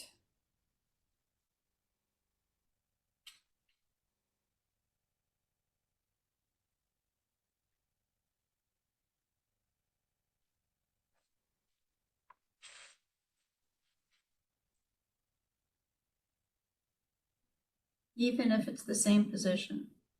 Yep. Yep. Okay. Yep. Because you have, Because exact they're same separated. position. If it's the exact same position, does EMIS care that the license came back to me? If it's a different position with a different position code, then you would have to do it that way. Who's asking me all these good questions? Linda. Come on, Belinda. That's something we need to know about too, though. Yeah. Retire and return. I was gonna ask that, but I was like, he's coming back in the same position, so I don't know why we would, but it's EMIS, so we might. Right. Okay. I shall find out those questions, and when I do, I'll circulate them. Thank you. Sorry, EMIS is a 4-letter dirty word to me. The dark side. I just feel like it's just so, it's gotten better, but. All right, I'm moving on from the EMIS stuff. Next up is your month-end closing. I'm not going to sit here and go over all of this. You are doing this 11 other times a year. But it's on here just as a reminder to do it.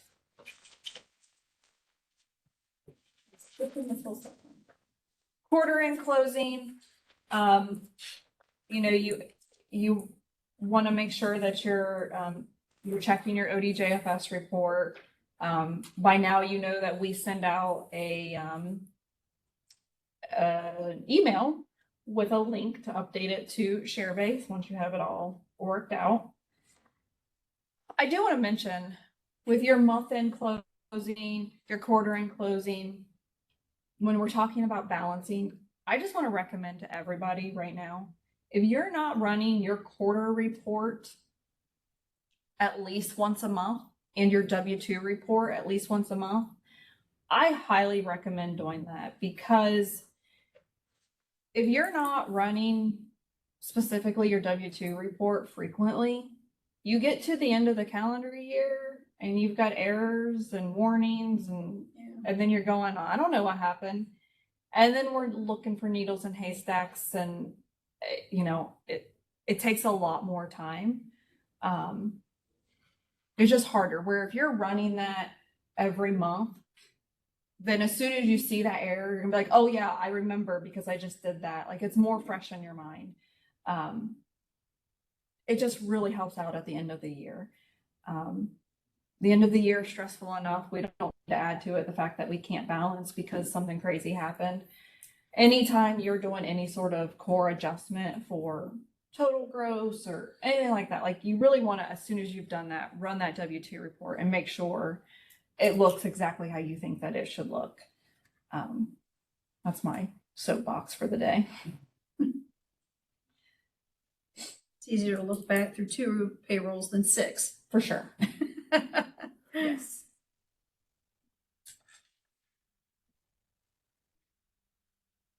Yeah, I'm just not like, this is stuff that you're doing already, and it's not so specific. Missy, I second the W-2 report. See, the checklist isn't so bad when you realize you're doing all of this anyways.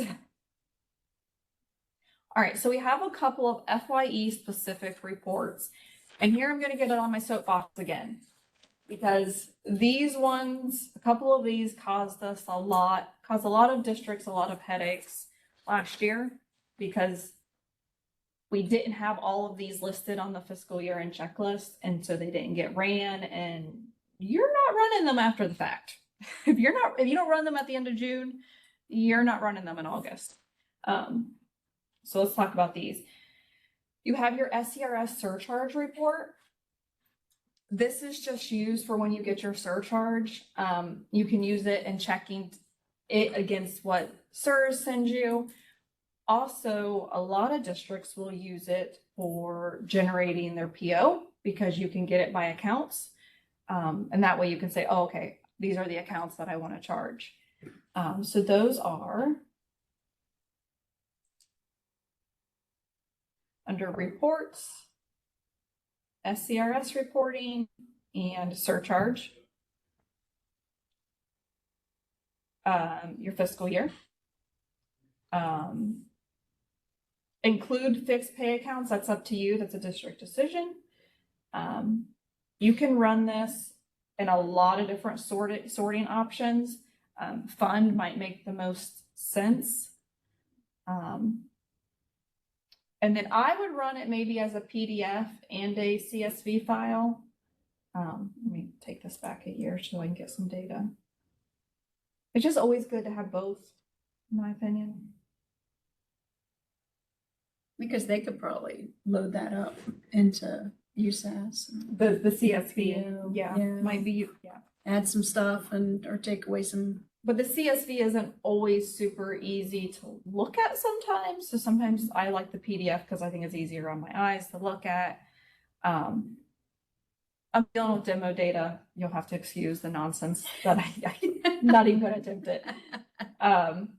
So yes, you could run that like that, and then you come back in and run it as a CSV, and then you're just going to save these. You're just going to create a little folder, and you're going to call it, 2023 surcharge, and hang on to it.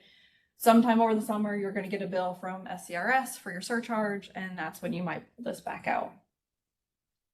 I honestly always took my my Excel version of it and gave it to my accounts payable. Yeah. There you go. That's usually like August, right? It's due in August. Yeah.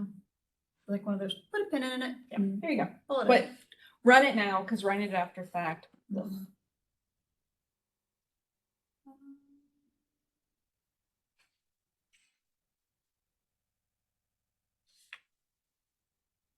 The next two are the big ones. Your SERS liability report, the wage obligation report is really what it's called. But your GAP people are going to call it the SERS liability report. This one, I think it was this one and the next one, the benefit obligation reports. If you do not run them at the end of June and you try to run them in September when your auditors finally ask you for it, you are not getting a correct report. Last year, the districts that didn't run these, we had to, if we were lucky and they asked for a backup prior to running advance, we were able to pull that back up to run these reports. So they're on the checklist this year. Please make sure you run them. I do want to mention they will get generated and posted to your file archive when you close June. What happened last year, June didn't get closed till September. By the time that happened, the data's incorrect. That was one of my tickets. That was a lot of tickets. Because what happens is when you start archiving prior year compensations, that's what it's looking for. And when they're archived, it can't find it. And so that's what causes the problem. So let's look at where these reports are. So you've got You've got your wage obligation reports, and there's two different ones. I'm going to say run them both, because that way, whatever the auditors ask for, you have it. So wage obligation by employee. So it automatically defaults to the report as of, and it's going to use today's date, and it's going to calculate payables through the end of June. That is correct. So whatever it populates in there, just leave it. You can sort it by name or employee number. So you're going to want to run this report multiple ways. We found last year they want it for SERS liability, but I'm pretty sure we had a couple scenarios where districts needed it for everybody. So I'm going to suggest running it with all appointment types. So it's going to be a PDF, all appointment types, and then generate it. And then I'm going to generate that same one as CSV, all appointment types, run it again. It only takes a minute. I know it sounds like a lot, but then come in here and then run it for just your classified people for your CSRS liability. So essentially 4 different reports. And this is the one that's by employee by name. Then you're going to repeat the same process for by account. I know it sounds like a lot of reports, but it's better to have your bases covered than the auditor say this isn't what I want and you can't get what they want. Okay, so we're running 4 different ones. All appointment types PDF, all appointment types CSV, and then just run for the classified only by name. And then what was the 4th one? So classified CSV, classified PDF. Got it. That's what I recommend. You all might think I'm nuts. Okay, don't answer that question. So that was the one, the employee, that was wage obligation by employee. You also have it by account. If you know what your auditors are going to ask you for, great, run those. But if you're kind of like, I don't know, I've not done this enough, or I'm brand new here, but if you've got your notes from last year where you're like, okay, the auditors asked me for these specific reports, just run those, that's fine. Okay, tell me again, what was the second one you're running? We're running the first one by wage obligation by employee, and then what was the second one? This is wage obligation by account.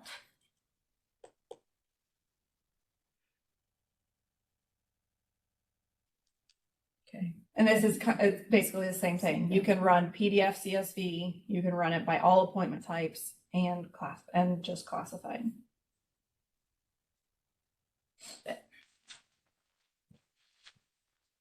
So that's the wage obligation. And then you have the benefit obligation, which is again under reports, benefit obligation. It's the same situation, except I don't believe, oh yeah, you can.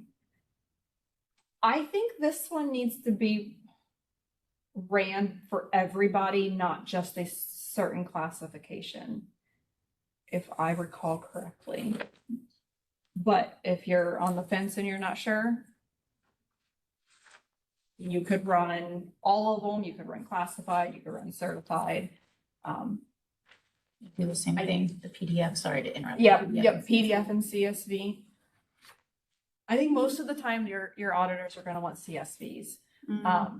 But just the PDF is so much easier to look at, in my opinion. So that's why I like to run it, just for my own personal. And I also will mention, so even if you close June, you close your district that your dates are current, so your pay dates are current, so you run or you close June on July 5th or whatever. It will run these reports and it sticks them out there in your file archive. It does not save it as a CSV. It's only the PDF versions. So don't rely on the closing of the month to get these reports. It has been requested, and I was actually in a meeting last Wednesday, and we're kind of like, can you make this a priority before the end of June to get these CSVs? Because this is what the auditors are asking for. So maybe we'll see it in a release before the end of June, but so CSV does not get created. So make sure you run at the very least your CSV files. Off my soapbox.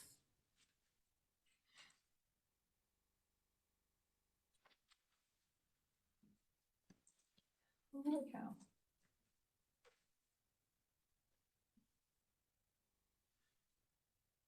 And again, the problem here is that when you archive those old compensations, it's looking, especially the benefit obligation report, it's looking for those old compensations, and once they're archived, and it's kind of a hassle to unarchive them just to run the report. So just run the reports now. Okay. STRS advanced processing. Oh man, it's already 11:30. Oh, okay. Sorry, guys. So STRS advanced processing,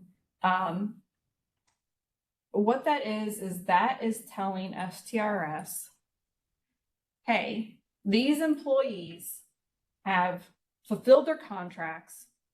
They've earned these monies in fiscal year 23, but I'm paying these monies in fiscal year 24. That's essentially what the advance is. Way back in the day, you actually used to advance the money to STRS. You don't have to do that anymore. But this way they know, because when you retire from STRS, it's based upon the fiscal years and your earnings. They need to know when these funds were earned. So this is you telling them, here's employee Joe Smith. He earned $80,000. This is what I've paid already. This is his contribution so far. And I'm advancing, $2,000 or whatever that I'm paying him over the summer, and you'll get those contributions. So that's what STRS, and when we say STRS advance, STRS calls it their annual report. They're interchangeable languages. We call it advance because it's a process of running the advance report and alerting. So let's look at, I forgot to open this file.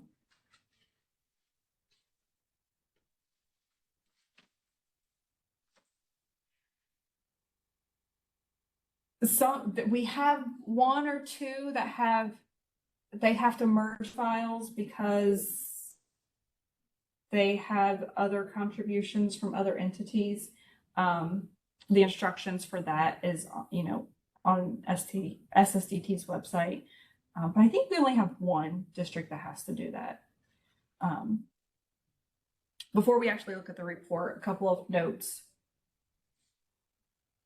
If you have an employee that you are paying out early, so they're leaving and you're going to pay them out on June 30th, or I don't know, maybe you're paying them out June wouldn't make sense.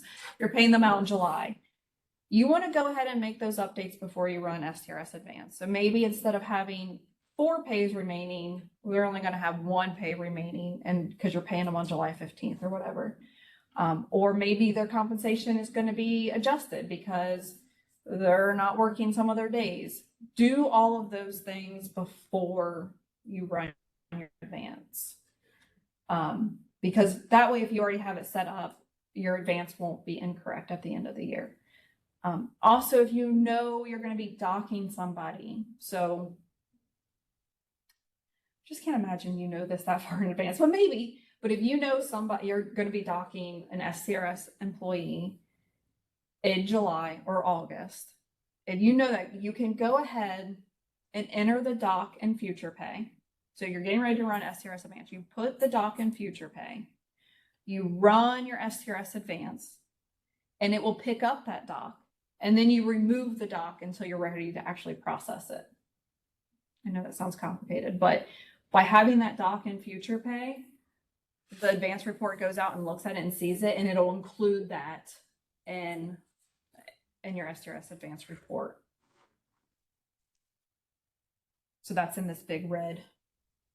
So possibly somebody who's like going to be on maternity leave, maybe If you're docking, you would kind of know in advance. Yeah. Or they're having surgery and they know about it. Yeah. In advance. That would or be maybe good. they're like, I got to take an unpaid day on this date because I don't know. Some reason. I just can't, to me, I can't wrap my head around a scenario where this happens and you're not docking them until July or August, but you know about it in June. Yeah. Anyways, okay, so let's talk about, we've already looked at where to run the reports at. I listed the items that you're going to check, and then I'm going to pull up. So I can't really run it in the demo, and I apologize. SSDT is working diligently to get us where we can create demo files that are anonymized with current data. So hopefully next year we're onto that, but right now we're dealing with stuff from 21 and it's just not workable. Give me 1 second because I forgot to open this. Did I save it?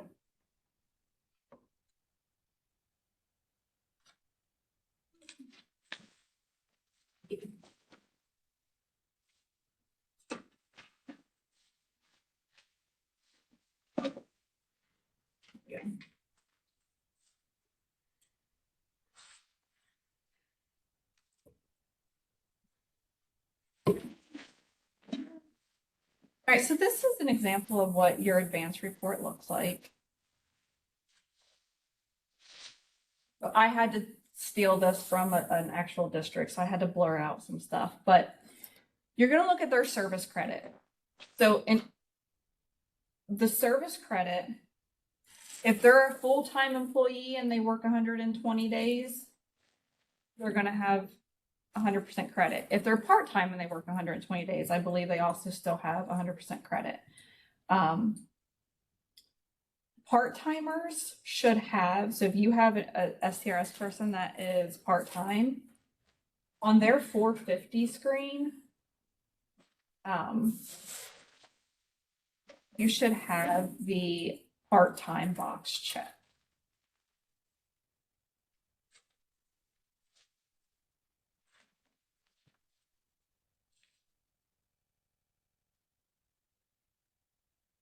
Right here. So this is where you say whether they're a full-time or part-time employee. And that's on their employee screen. No, this is on their 450 payroll item screen.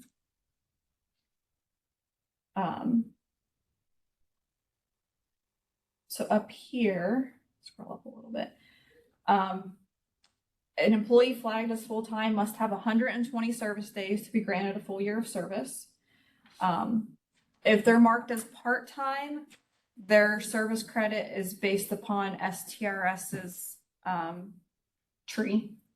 So you could go out to their FCRS website, and there's a whole like little tree that you follow. Like, did they do this? Yes. Did they do this? No. And that's what determines how much credit they get. We have that automated on there too, though. You can put in dates and it'll generate it for you too. Oh, on their website. So that's what you're looking at in the credit. The STRS days is going to be how many days that they worked. If you have, so it pulls from their job calendar. If you have people that took dock days and you entered dock as an attendance day, it picks that up. So if your teachers normally have 185 days, but this person was docked for one day, they'll show up on this report as 184 days because it knows that that dock day shouldn't be there.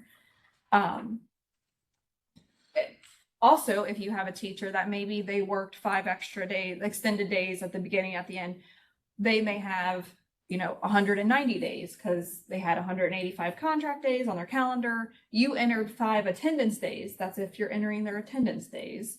It will pick up those attendance days as well.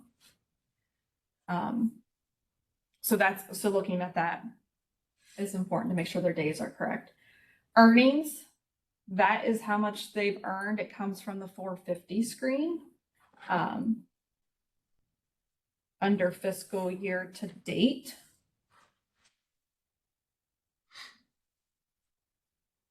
So on the 450, fiscal year to date applicable gross. I am actually, I know it doesn't look like it, but I am actually going through the checklist here. The earnings, if you have somebody that has pickup on pickup included in compensation, that earnings will be inflated. So it may not, it's still from the 450 screen, but if you're like, oh, their contract was only 120 and they're showing 130 or whatever, it will show the inflated amount because that's what STRS has recorded as their earnings. The non-tax pickup. So this is how much you have paid to STRS fiscal year to date for that person. And it comes from the 590 and or 690, I'm sorry, 591 and or 691 screen. The non-tax advance amount, that's how much you're quote unquote advancing. So that is the contributions that you're going to pay to STRS for that employee over the summer.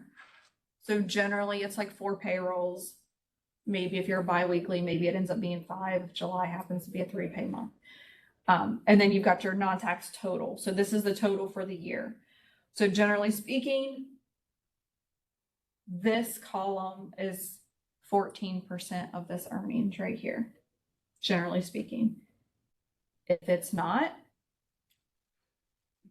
you might have a problem. And there actually is a way that you can check that, because I did it. You can run, you really want to get into the weeds. This is so hard for me because I never checked my STRS advances closely. But if you run STRS advance, you can actually run this in Excel. Actually, no, don't use the Excel. I don't know what it is. It's not Excel. Use the CSV. And I also didn't mention the report that I'm referencing right here.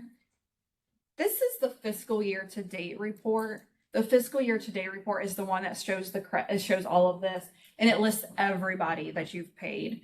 The other ones don't, and I generally focus on this one because it has your report totals and it gives you more detail. Not that the other two are important, but generally this houses everything. But you can run this as a CSV, do it as a generate advance. I don't know if this will give me anything. But what I did is I ran it like this and I added a column and I did some formulas and whatnot. And then did, this equals this minus this, and to see if it actually equaled 14%. And I actually found some that didn't.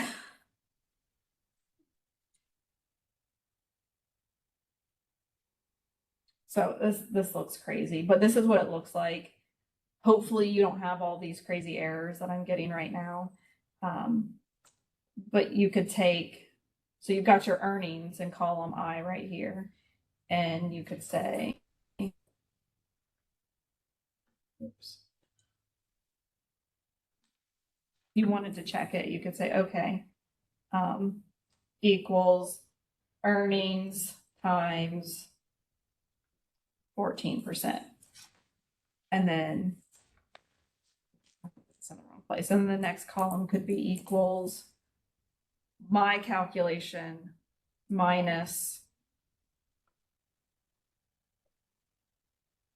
the non-tax total, and get an amount. And if they equal, then you're great. If this is 0, then you're good. I'm sorry, if it's 0, this should come out to 0. But if they're not 0, sometimes it might be off by pennies, and that's one thing. But if it's $100 or $1,200, there might be a problem. Again, this demo is giving me gibberish, so it's not a good example. But that's one way that you could kind of check that theory.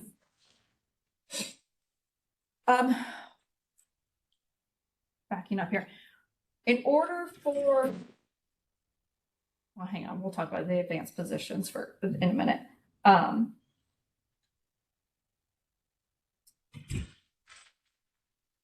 I am formulating a way to check the totals on this report.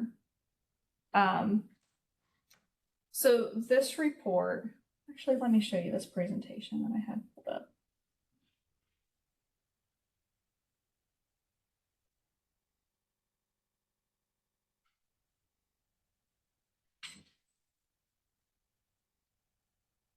All right, so let me make this bigger so you guys can see it. So I know this is super tiny. All right, so this is a screenshot of that fiscal year to date report and what everything is.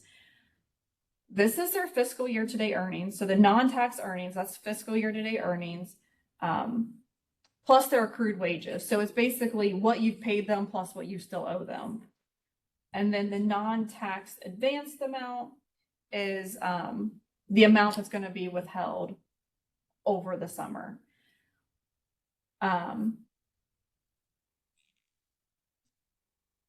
The tax earnings and tax advanced amounts, those are not common because most of them are non-taxed. So generally those fields are blank, or they're zeros, not blank.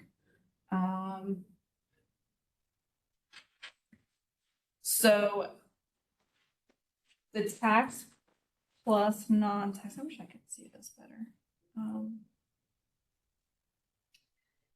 So the tax plus non-tax is your total contributions for the fiscal year. The advanced amount is the amount that's still to be paid. So this right here, this 1557 is equal to this non-tax amount up here. It would include these tax amounts if you had that, but we don't. Your total employees or your STRS employees, and then this is regular pickup, and then you have retiree pickup over here. I have worked on a spreadsheet that would help you all to balance this, so to speak, to balance the taxed and non-taxed and the advanced amounts. I'm still testing my theory. It's worked for 2 districts. I have 1 district that I didn't get it to work for, and so I'm still trying to work through those before I'm confident enough to send it out to say, here, use this. This will help you balance. It's essentially what has been paid on 591 and 691 for this fiscal year, plus or minus core adjustments, and subtracting out last year's advance amount. So it's kind of convoluted to balance it. I will tell you, I never once did this because didn't know it was such a thing. Nobody ever told me about balancing in that capacity. But if I can get it to work, I promise I'll send it out to everybody. I just haven't had a chance to figure this 1 district out. 2 of them, it worked perfect. And I was like, oh yeah, we're on to something. So the other thing, so in order for employees to advance, they need to, their contract days worked and contract work days have to equal. So even if they don't equal right now, because you're still running payrolls, if you run your STRS advanced report right now, it should look at the calendar and know that these people are going to advance. If you run it and none of your teachers are advancing, but you know they work all their days by June 3rd and that you're going to pay them through August, more than likely the reason they're not advancing is because it missed work days at the beginning of the year. This is very common. So by the end of June, days worked have to equal work days.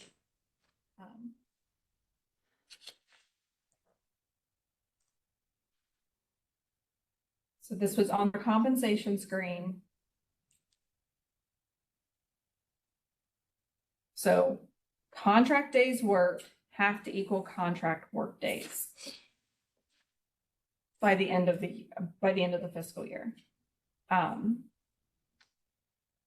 Like I said, even if you run it right now, it should still pick up on the fact that, hey, there's no more days on the calendar after June 3rd. This person's going to advance. You know, it's going to pick up these days when running the next payrolls. But if they don't equal, and I think there's some districts that this is a common thing, you can do a compensation adjustment to add, sorry, I've picked on this person a few times, to add in the days worked. So maybe it's only showing, you know, he's worked 180, should be 183. You can force the days worked to equal work days by doing a compensation adjustment.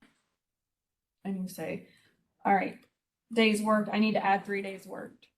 And when I save that, it'll make his days worked. So you see that just went from 13 to 16. And that will force this person to go into STRS Advanced because their work days equal days worked. They also have to have pays remaining and their contract contract amount does not equal the amount paid. So basically, you still owe them money.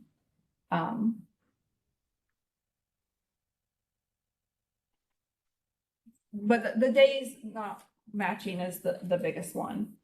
So that's who's going to advance. Again, the people that don't advance are like your administrators that work in July. So those people should not be advancing. Look at these reports closely. Don't just assume that the system is correct. I would love to say that it's always correct, but it is not. And taking people, if it's messed up and you don't find out that it's messed up until August and you've already ran July payrolls, it's not fun. Not fun. So if you're running these reports and you're like, I'm really clueless, I don't have any idea what I'm looking at, call us, we'll help you with it. I've had districts where it was like, either like their school year might have started on 8/13 and maybe their contract started on 8/15, 8/16, something like that. You're missing those couple of days. Right. Or I It's have a common. district that's like September 1st. Oh, we just always start them on September 1st. You're gonna miss a Right. couple of weeks there, and then you've got to make sure those teachers are in STRS Advance. Right, because if you're, Adjustments. it all depends in every district, and I don't want to like hem haul on it because every district runs their payrolls all different sorts of ways. But it all depends on your payroll dates, your compensation start date, when you activated your new contracts. Like there's so many pieces that go into the puzzle, but ultimately what you need to know is that that's what forces them to advance is their days worked equal work days. I will also mention there's like a plethora of errors that can show up on your STRS advance report. This is why we say run it now. It may not be exactly what it's going to be when you run it at the end of the fiscal year, but you're going to find errors and all of these random things. And I want to tell you how to kind of troubleshoot it if you want to troubleshoot it on your own first. If you go to our website, so HCC, under Finance, State Software, Redesign, click on this SSDT documentation for USPSR. This is the wiki page. If you don't already have it saved, save it now. It's really good. They have a lot of information in here. But if you come down here to reports, STRS reporting, and the STRS advance, not only is this going to give you all kinds of information about how it calculates all of the various things on this report, and it does it like tells you the criteria for being on the fiscal year to date report and shows you examples and look how. But then at the bottom here, I'm getting to it, I promise.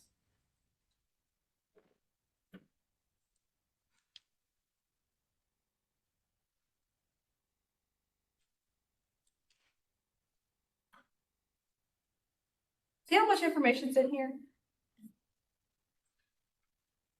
Tons of information. So it's going to answer about 90% of your questions. But here's your errors and warnings. So, and this is down at the bottom, and there's a quicker way to get to that. If you're at the top, you have all these, this is kind of like your table of contents. I could have just said errors and warnings, and it takes me right to it. This is going to tell you the error, and it gives you how to fix it. So, it gives you something to try, so if you're seeing some of these errors when you're running it, if you're not comfortable making the adjustment, obviously you can put in a ticket or call one of us, but, this gives you the reason for the error. So don't shy away from this page. And if you're questioning, I don't understand why this is like this page is probably going to give you the information so you can figure out why it's showing what it is.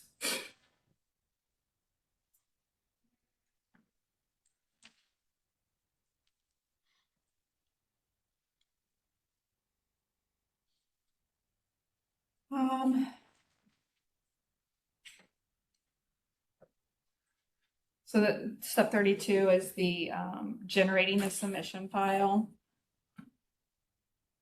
So unlike all the other STRS stuff, you actually have to generate the submission file and then you have to actually physically submit it.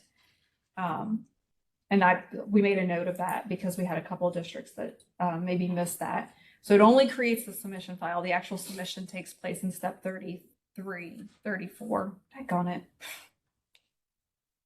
I tried to get my numbering right this time. Step 33 is how to do your third-party file. So you actually have to, after you generate it, so once you generate your STRS advance,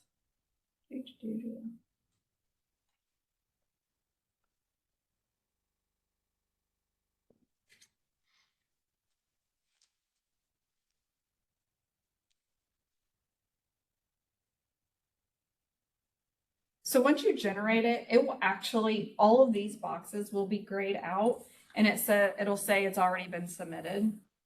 But then you have to come in here and you have to choose your file. So after you generate it, you're going to save it and then you're going to upload it here. And then once you've done that, the submit file to STRS will pop up so you can click that button. So don't miss that step.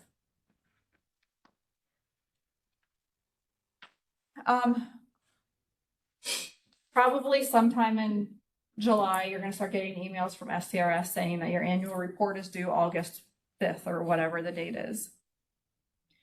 We ended up getting a lot of calls last year. It was like, did I do that? The way that you can check whether or not you submitted your STRS report is under core organization. So once you've actually, submitted, you've clicked this button, you've actually sent it to them, you can come in here to core organization. And right here, you're going to have a timestamp of the day and time that it was submitted to STRS. I think if you go in there right now, it's probably showing last year's stuff. I don't think that actually clears out, but so you should see that it was submitted in probably June or July of 23. So that's how you can check. And that's your STRS annual report that it was submitted. And there's a screenshot here for you. Oh, I skipped something. I skipped this big green, this Christmas box. Once your STRS advance report is balanced, you ran it 16 times and everything looks good, the days are right, you feel comfortable with all of that. If you want, and I would encourage it, send us a help desk ticket that says, my STRS is balanced. Can you please generate a backup? It came in really handy more times than I can count last year. Yes. So once you tell us that, one of us will respond and say, okay, we'll let you know when you're able to proceed. So don't stop. Don't go any further until you hear back from us. Once we have your backup, and sometimes we actually generate a backup and sometimes we pull, because we back up twice a day already. Sometimes we'll pull that. It just depends on timing of the day. But once we have secured your backup, we will respond back to you and says, okay, we have your backup. You can proceed. It really just came in too handy last year to not recommend it so much. So now if you're like, no, I'm solid, I don't need it, by all means, move along. But wait for us, because we did have a couple districts last year that moved forward and then we didn't have a clean backup. Get the backup. I would recommend it. How about it? Backing up to the STRS advance report here. Sorry, I should have had better notes on how to cover all of this. If you process any docs during the summer, you didn't put it in before you ran advance, but then you end up having to doc somebody. Keep a note of that because that will cause you to not come out of advance. And that's okay. It happens. I think Nancy had it happen. It happens as long as we know why it happened, then you're going to come to us and say, oh, I docked this person, I'm still in advance. This is sometime after you've processed out all of your pays. We can take you out of it. But it's easier to do if you've made a note of it and we do it right away. Because this year I went in and I had like 6 districts still in advance, and I had to go in and find out, you know, why is everybody still in advance? Almost every time it was somebody was paid out early or they were docked. So again, it's okay to do it. Just make a mental note. Also, I think I already talked about that. Never mind. All right, so then we kind of keep track of everybody that's completed their STRS advance, because that way we know everybody's good. So once you've actually submitted it to STRS, if you don't mind putting in a ticket, just so we know everybody's good. We don't have to do that so much anymore, but it's just something we like to kind of keep track of. So once you're done with June, you want to create July posting period. You can create July at any point. July has to be created before you can initialize. But remember, you're not even going to think about a July payroll until STRS advance is done anyways. So that doesn't matter. But you'll want to create July and you want to make it current before you post your first July payroll. At this point, if your payroll dates do not include June, so maybe you're running your July 15th payroll and your July 15th payroll beginning and ending dates is the 1st or the 15th, you can go ahead and close June at this point. Close June, let it run your fiscal year reports. If that's not the case, if you're running July 15th and your dates are June 15th to June 30th, you're going to want to leave June open for another payroll. That way, if you have to do any adjustments, June's open for you to make those adjustments. But as soon as you're done with that July 15th payroll, you're going to go back in and close June. The sooner you close June, the better, to get those reports out there. When you close June, this is why closing June triggers your fiscal year reports. And this is a list of the reports that it creates. So the longer that you wait to close it, the more out of date some of these might get, like your leave balance report. You start posting leave and this balance report gets out of whack. So that's why it's important to close it at the right time. We had a lot of stuff on the benefit obligation report and wage obligation report last year. Yep. So those are very important to run in Excel. Yep. A lot. A lot, yeah. But again, those backups saved us. Yes. Once you're in STRS Advanced, there's certain things in the position and compensation field that you cannot change. And certain pay types can't be processed on advanced jobs. So if they're in advance, you can't process a regular or irregular payroll. And these are the types of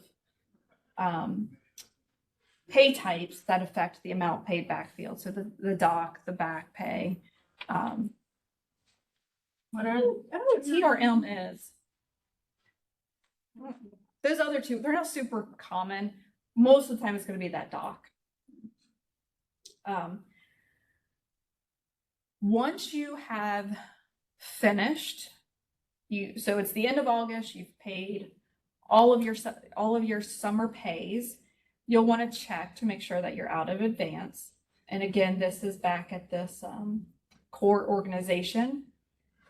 So what should happen is with every payroll, so you're going to have your advance amount, and that's going to be the amount that you advance.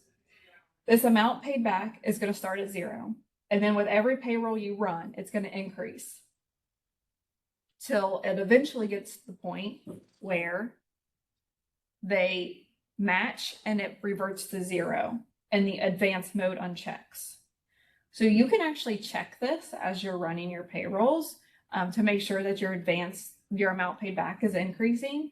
But specifically, as soon as you're done running all of your summer pays, come in here and make sure that that happened. Make sure that these are 0 and that your advanced mode is unchecked.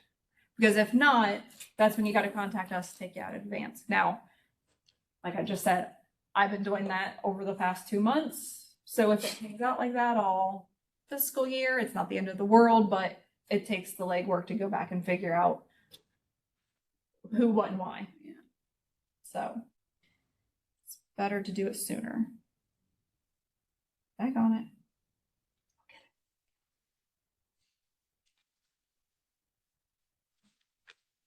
This is just kind of some instructions, like if for some reason you're still in advanced mode and you're getting ready for your September pay, and you don't have a clue why, you don't remember running that doc or whatever, some instructions on how you can find that. You run your STRS check advance report and you look and you compare it to your, I always use the fiscal year to date report, but you could also use the advanced position report. One of the two would work. But that check STRS advanced report is under reports, STRS reporting, check STRS advance. This one's tricky. I should bring this up. This start date, my thought was July 1 because it's my payrolls after July 1. It is not. It is actually the start date of the payroll of the first pay in July. So if your July 15th payroll had a start date of 6/15, you've got to use 6/15 here. I know. I saw that and I was like, no, please change this. Nobody would ever think to do that. So it has been requested. So maybe at some point they'll change that, but It's like the leave balance report. yeah. That is like thinking of. Yeah. So if you run it, if you put in 7/1 and you're like, well, I don't have my July 1st payroll, it's because your dates are wrong. But you can run this, and when you run it, it gives you a nice little report of every person and how much was withheld on their 591 or 691, and it gives you a total, so you can compare that to the fiscal year report and see who doesn't match. And that's how you can, and then you go in and you can look at their payments, and generally by the time you see their name, you're like, oh yeah, I remember I had to do, whatever. So that's what this part is. All right, so now we're talking about new fiscal year. Just some reminders.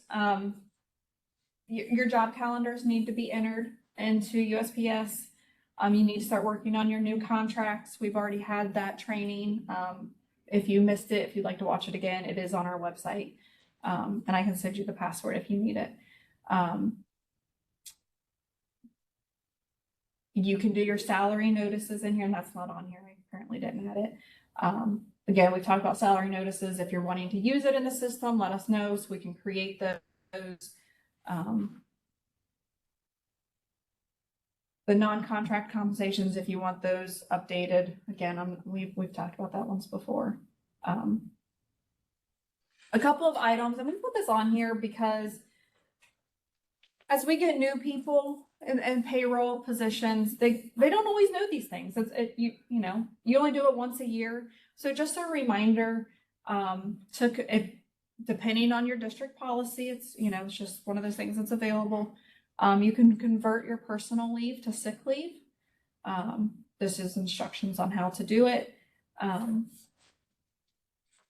Resetting personal leave for the upcoming fiscal year. And resetting vacation leave if you're a district that you don't do monthly accumulations, you just give them a set amount at the beginning of the fiscal year. Just those are and she's got some screenshots in here on how to do those. You can always call us if you have questions. So that's the end of the checklist. I feel like I went through it really fast. It's about 15 tickets right there. Yeah. And that converting your personal to sick, that's probably like right after you get through the June 30th leaves. You'll want to convert it, and then add the new leaves. Yeah, and that depends. So your people that are 260, they're working in July, you want to do those pretty quickly. I always did those right away, and then I left my teachers for later because they weren't using them until August anyways.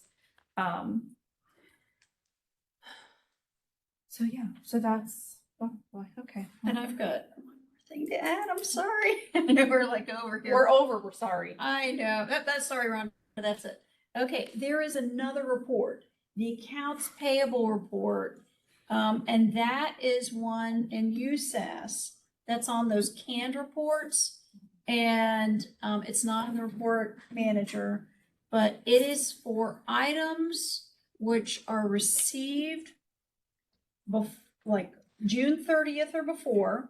So you've got it received, but you didn't get the invoice yet until July. So I call it for, you know, the person who took vacation around July 4th and, you know, they were sending that out to you, but you didn't, you know, the invoice date is July and your receive date is in June. So those are the things that cross the boundaries because the auditors are looking at when did you physically get it. So that is one that we can work on with you as you need it. So, And that's one that's a little tricky too, because it goes by a certain date. And if you don't put that date in there right, it doesn't work. right. And it's right, so it's under reports, account payable report. Yeah. So that's something they didn't mention in fiscal year end, but you would do that around fiscal year end. Yeah. You know, but you would have to make sure that the invoices are in July, but they were received. And there's a way to put in that reported date and then run that report there. And so That's really auditors- when your gap people come and they want to know what your payables were. And they're going to ask you, what was your payables total? That's basically, yeah. But you would have to be entering your payables correctly in the Right. beginning of July, right? Because it goes by, I don't remember what it is now. It's the vendor invoice date. If Okay, you decide to enter a vendor's invoice date that could be different than the date that you are invoicing it, it will default, the vendor invoice date will default to the date that you're using. But if you can override it and put, hey, the vendor invoice date was actually 6/30 or 6/10 or 6/15. Now, if you invoice in SCView, then you'll have to look at SCView to see how that works. But that's how that report is trying to see what your payables were. so it's this right here. Vendor invoice date, yeah. Yep. With the receive date, yeah. Your receipt is down in the body there. So if you need help with that when we get closer, I think last year a lot of people ran that payables report and it was blank. And then we were able to go in under AP invoices and do a grid to get that number for you. There was a way, and I'd have to remember, or look at my notes. Yeah. But anyway, if you need help with that later, let us know because we can also help with that. Right. And there's a rule in there that has modifying the receive date to the vendor invoice date. Some districts have that as true and some have it as false. So if you need us to change your rule or look at that a little closer, just let us know. Did anybody else have any questions, or you're like, it's lunchtime, I'm tired of listening to y'all talk? My brains are like up to Good, here. very much, thank you. Well, you guys know where to find us, so thank you very much for joining us on this very long session today. And we'll be posting the recording on our website and circulating some extra information through the meeting ticket later on today, letting you know the password and anything else, just submit a ticket. We'll be glad to help. And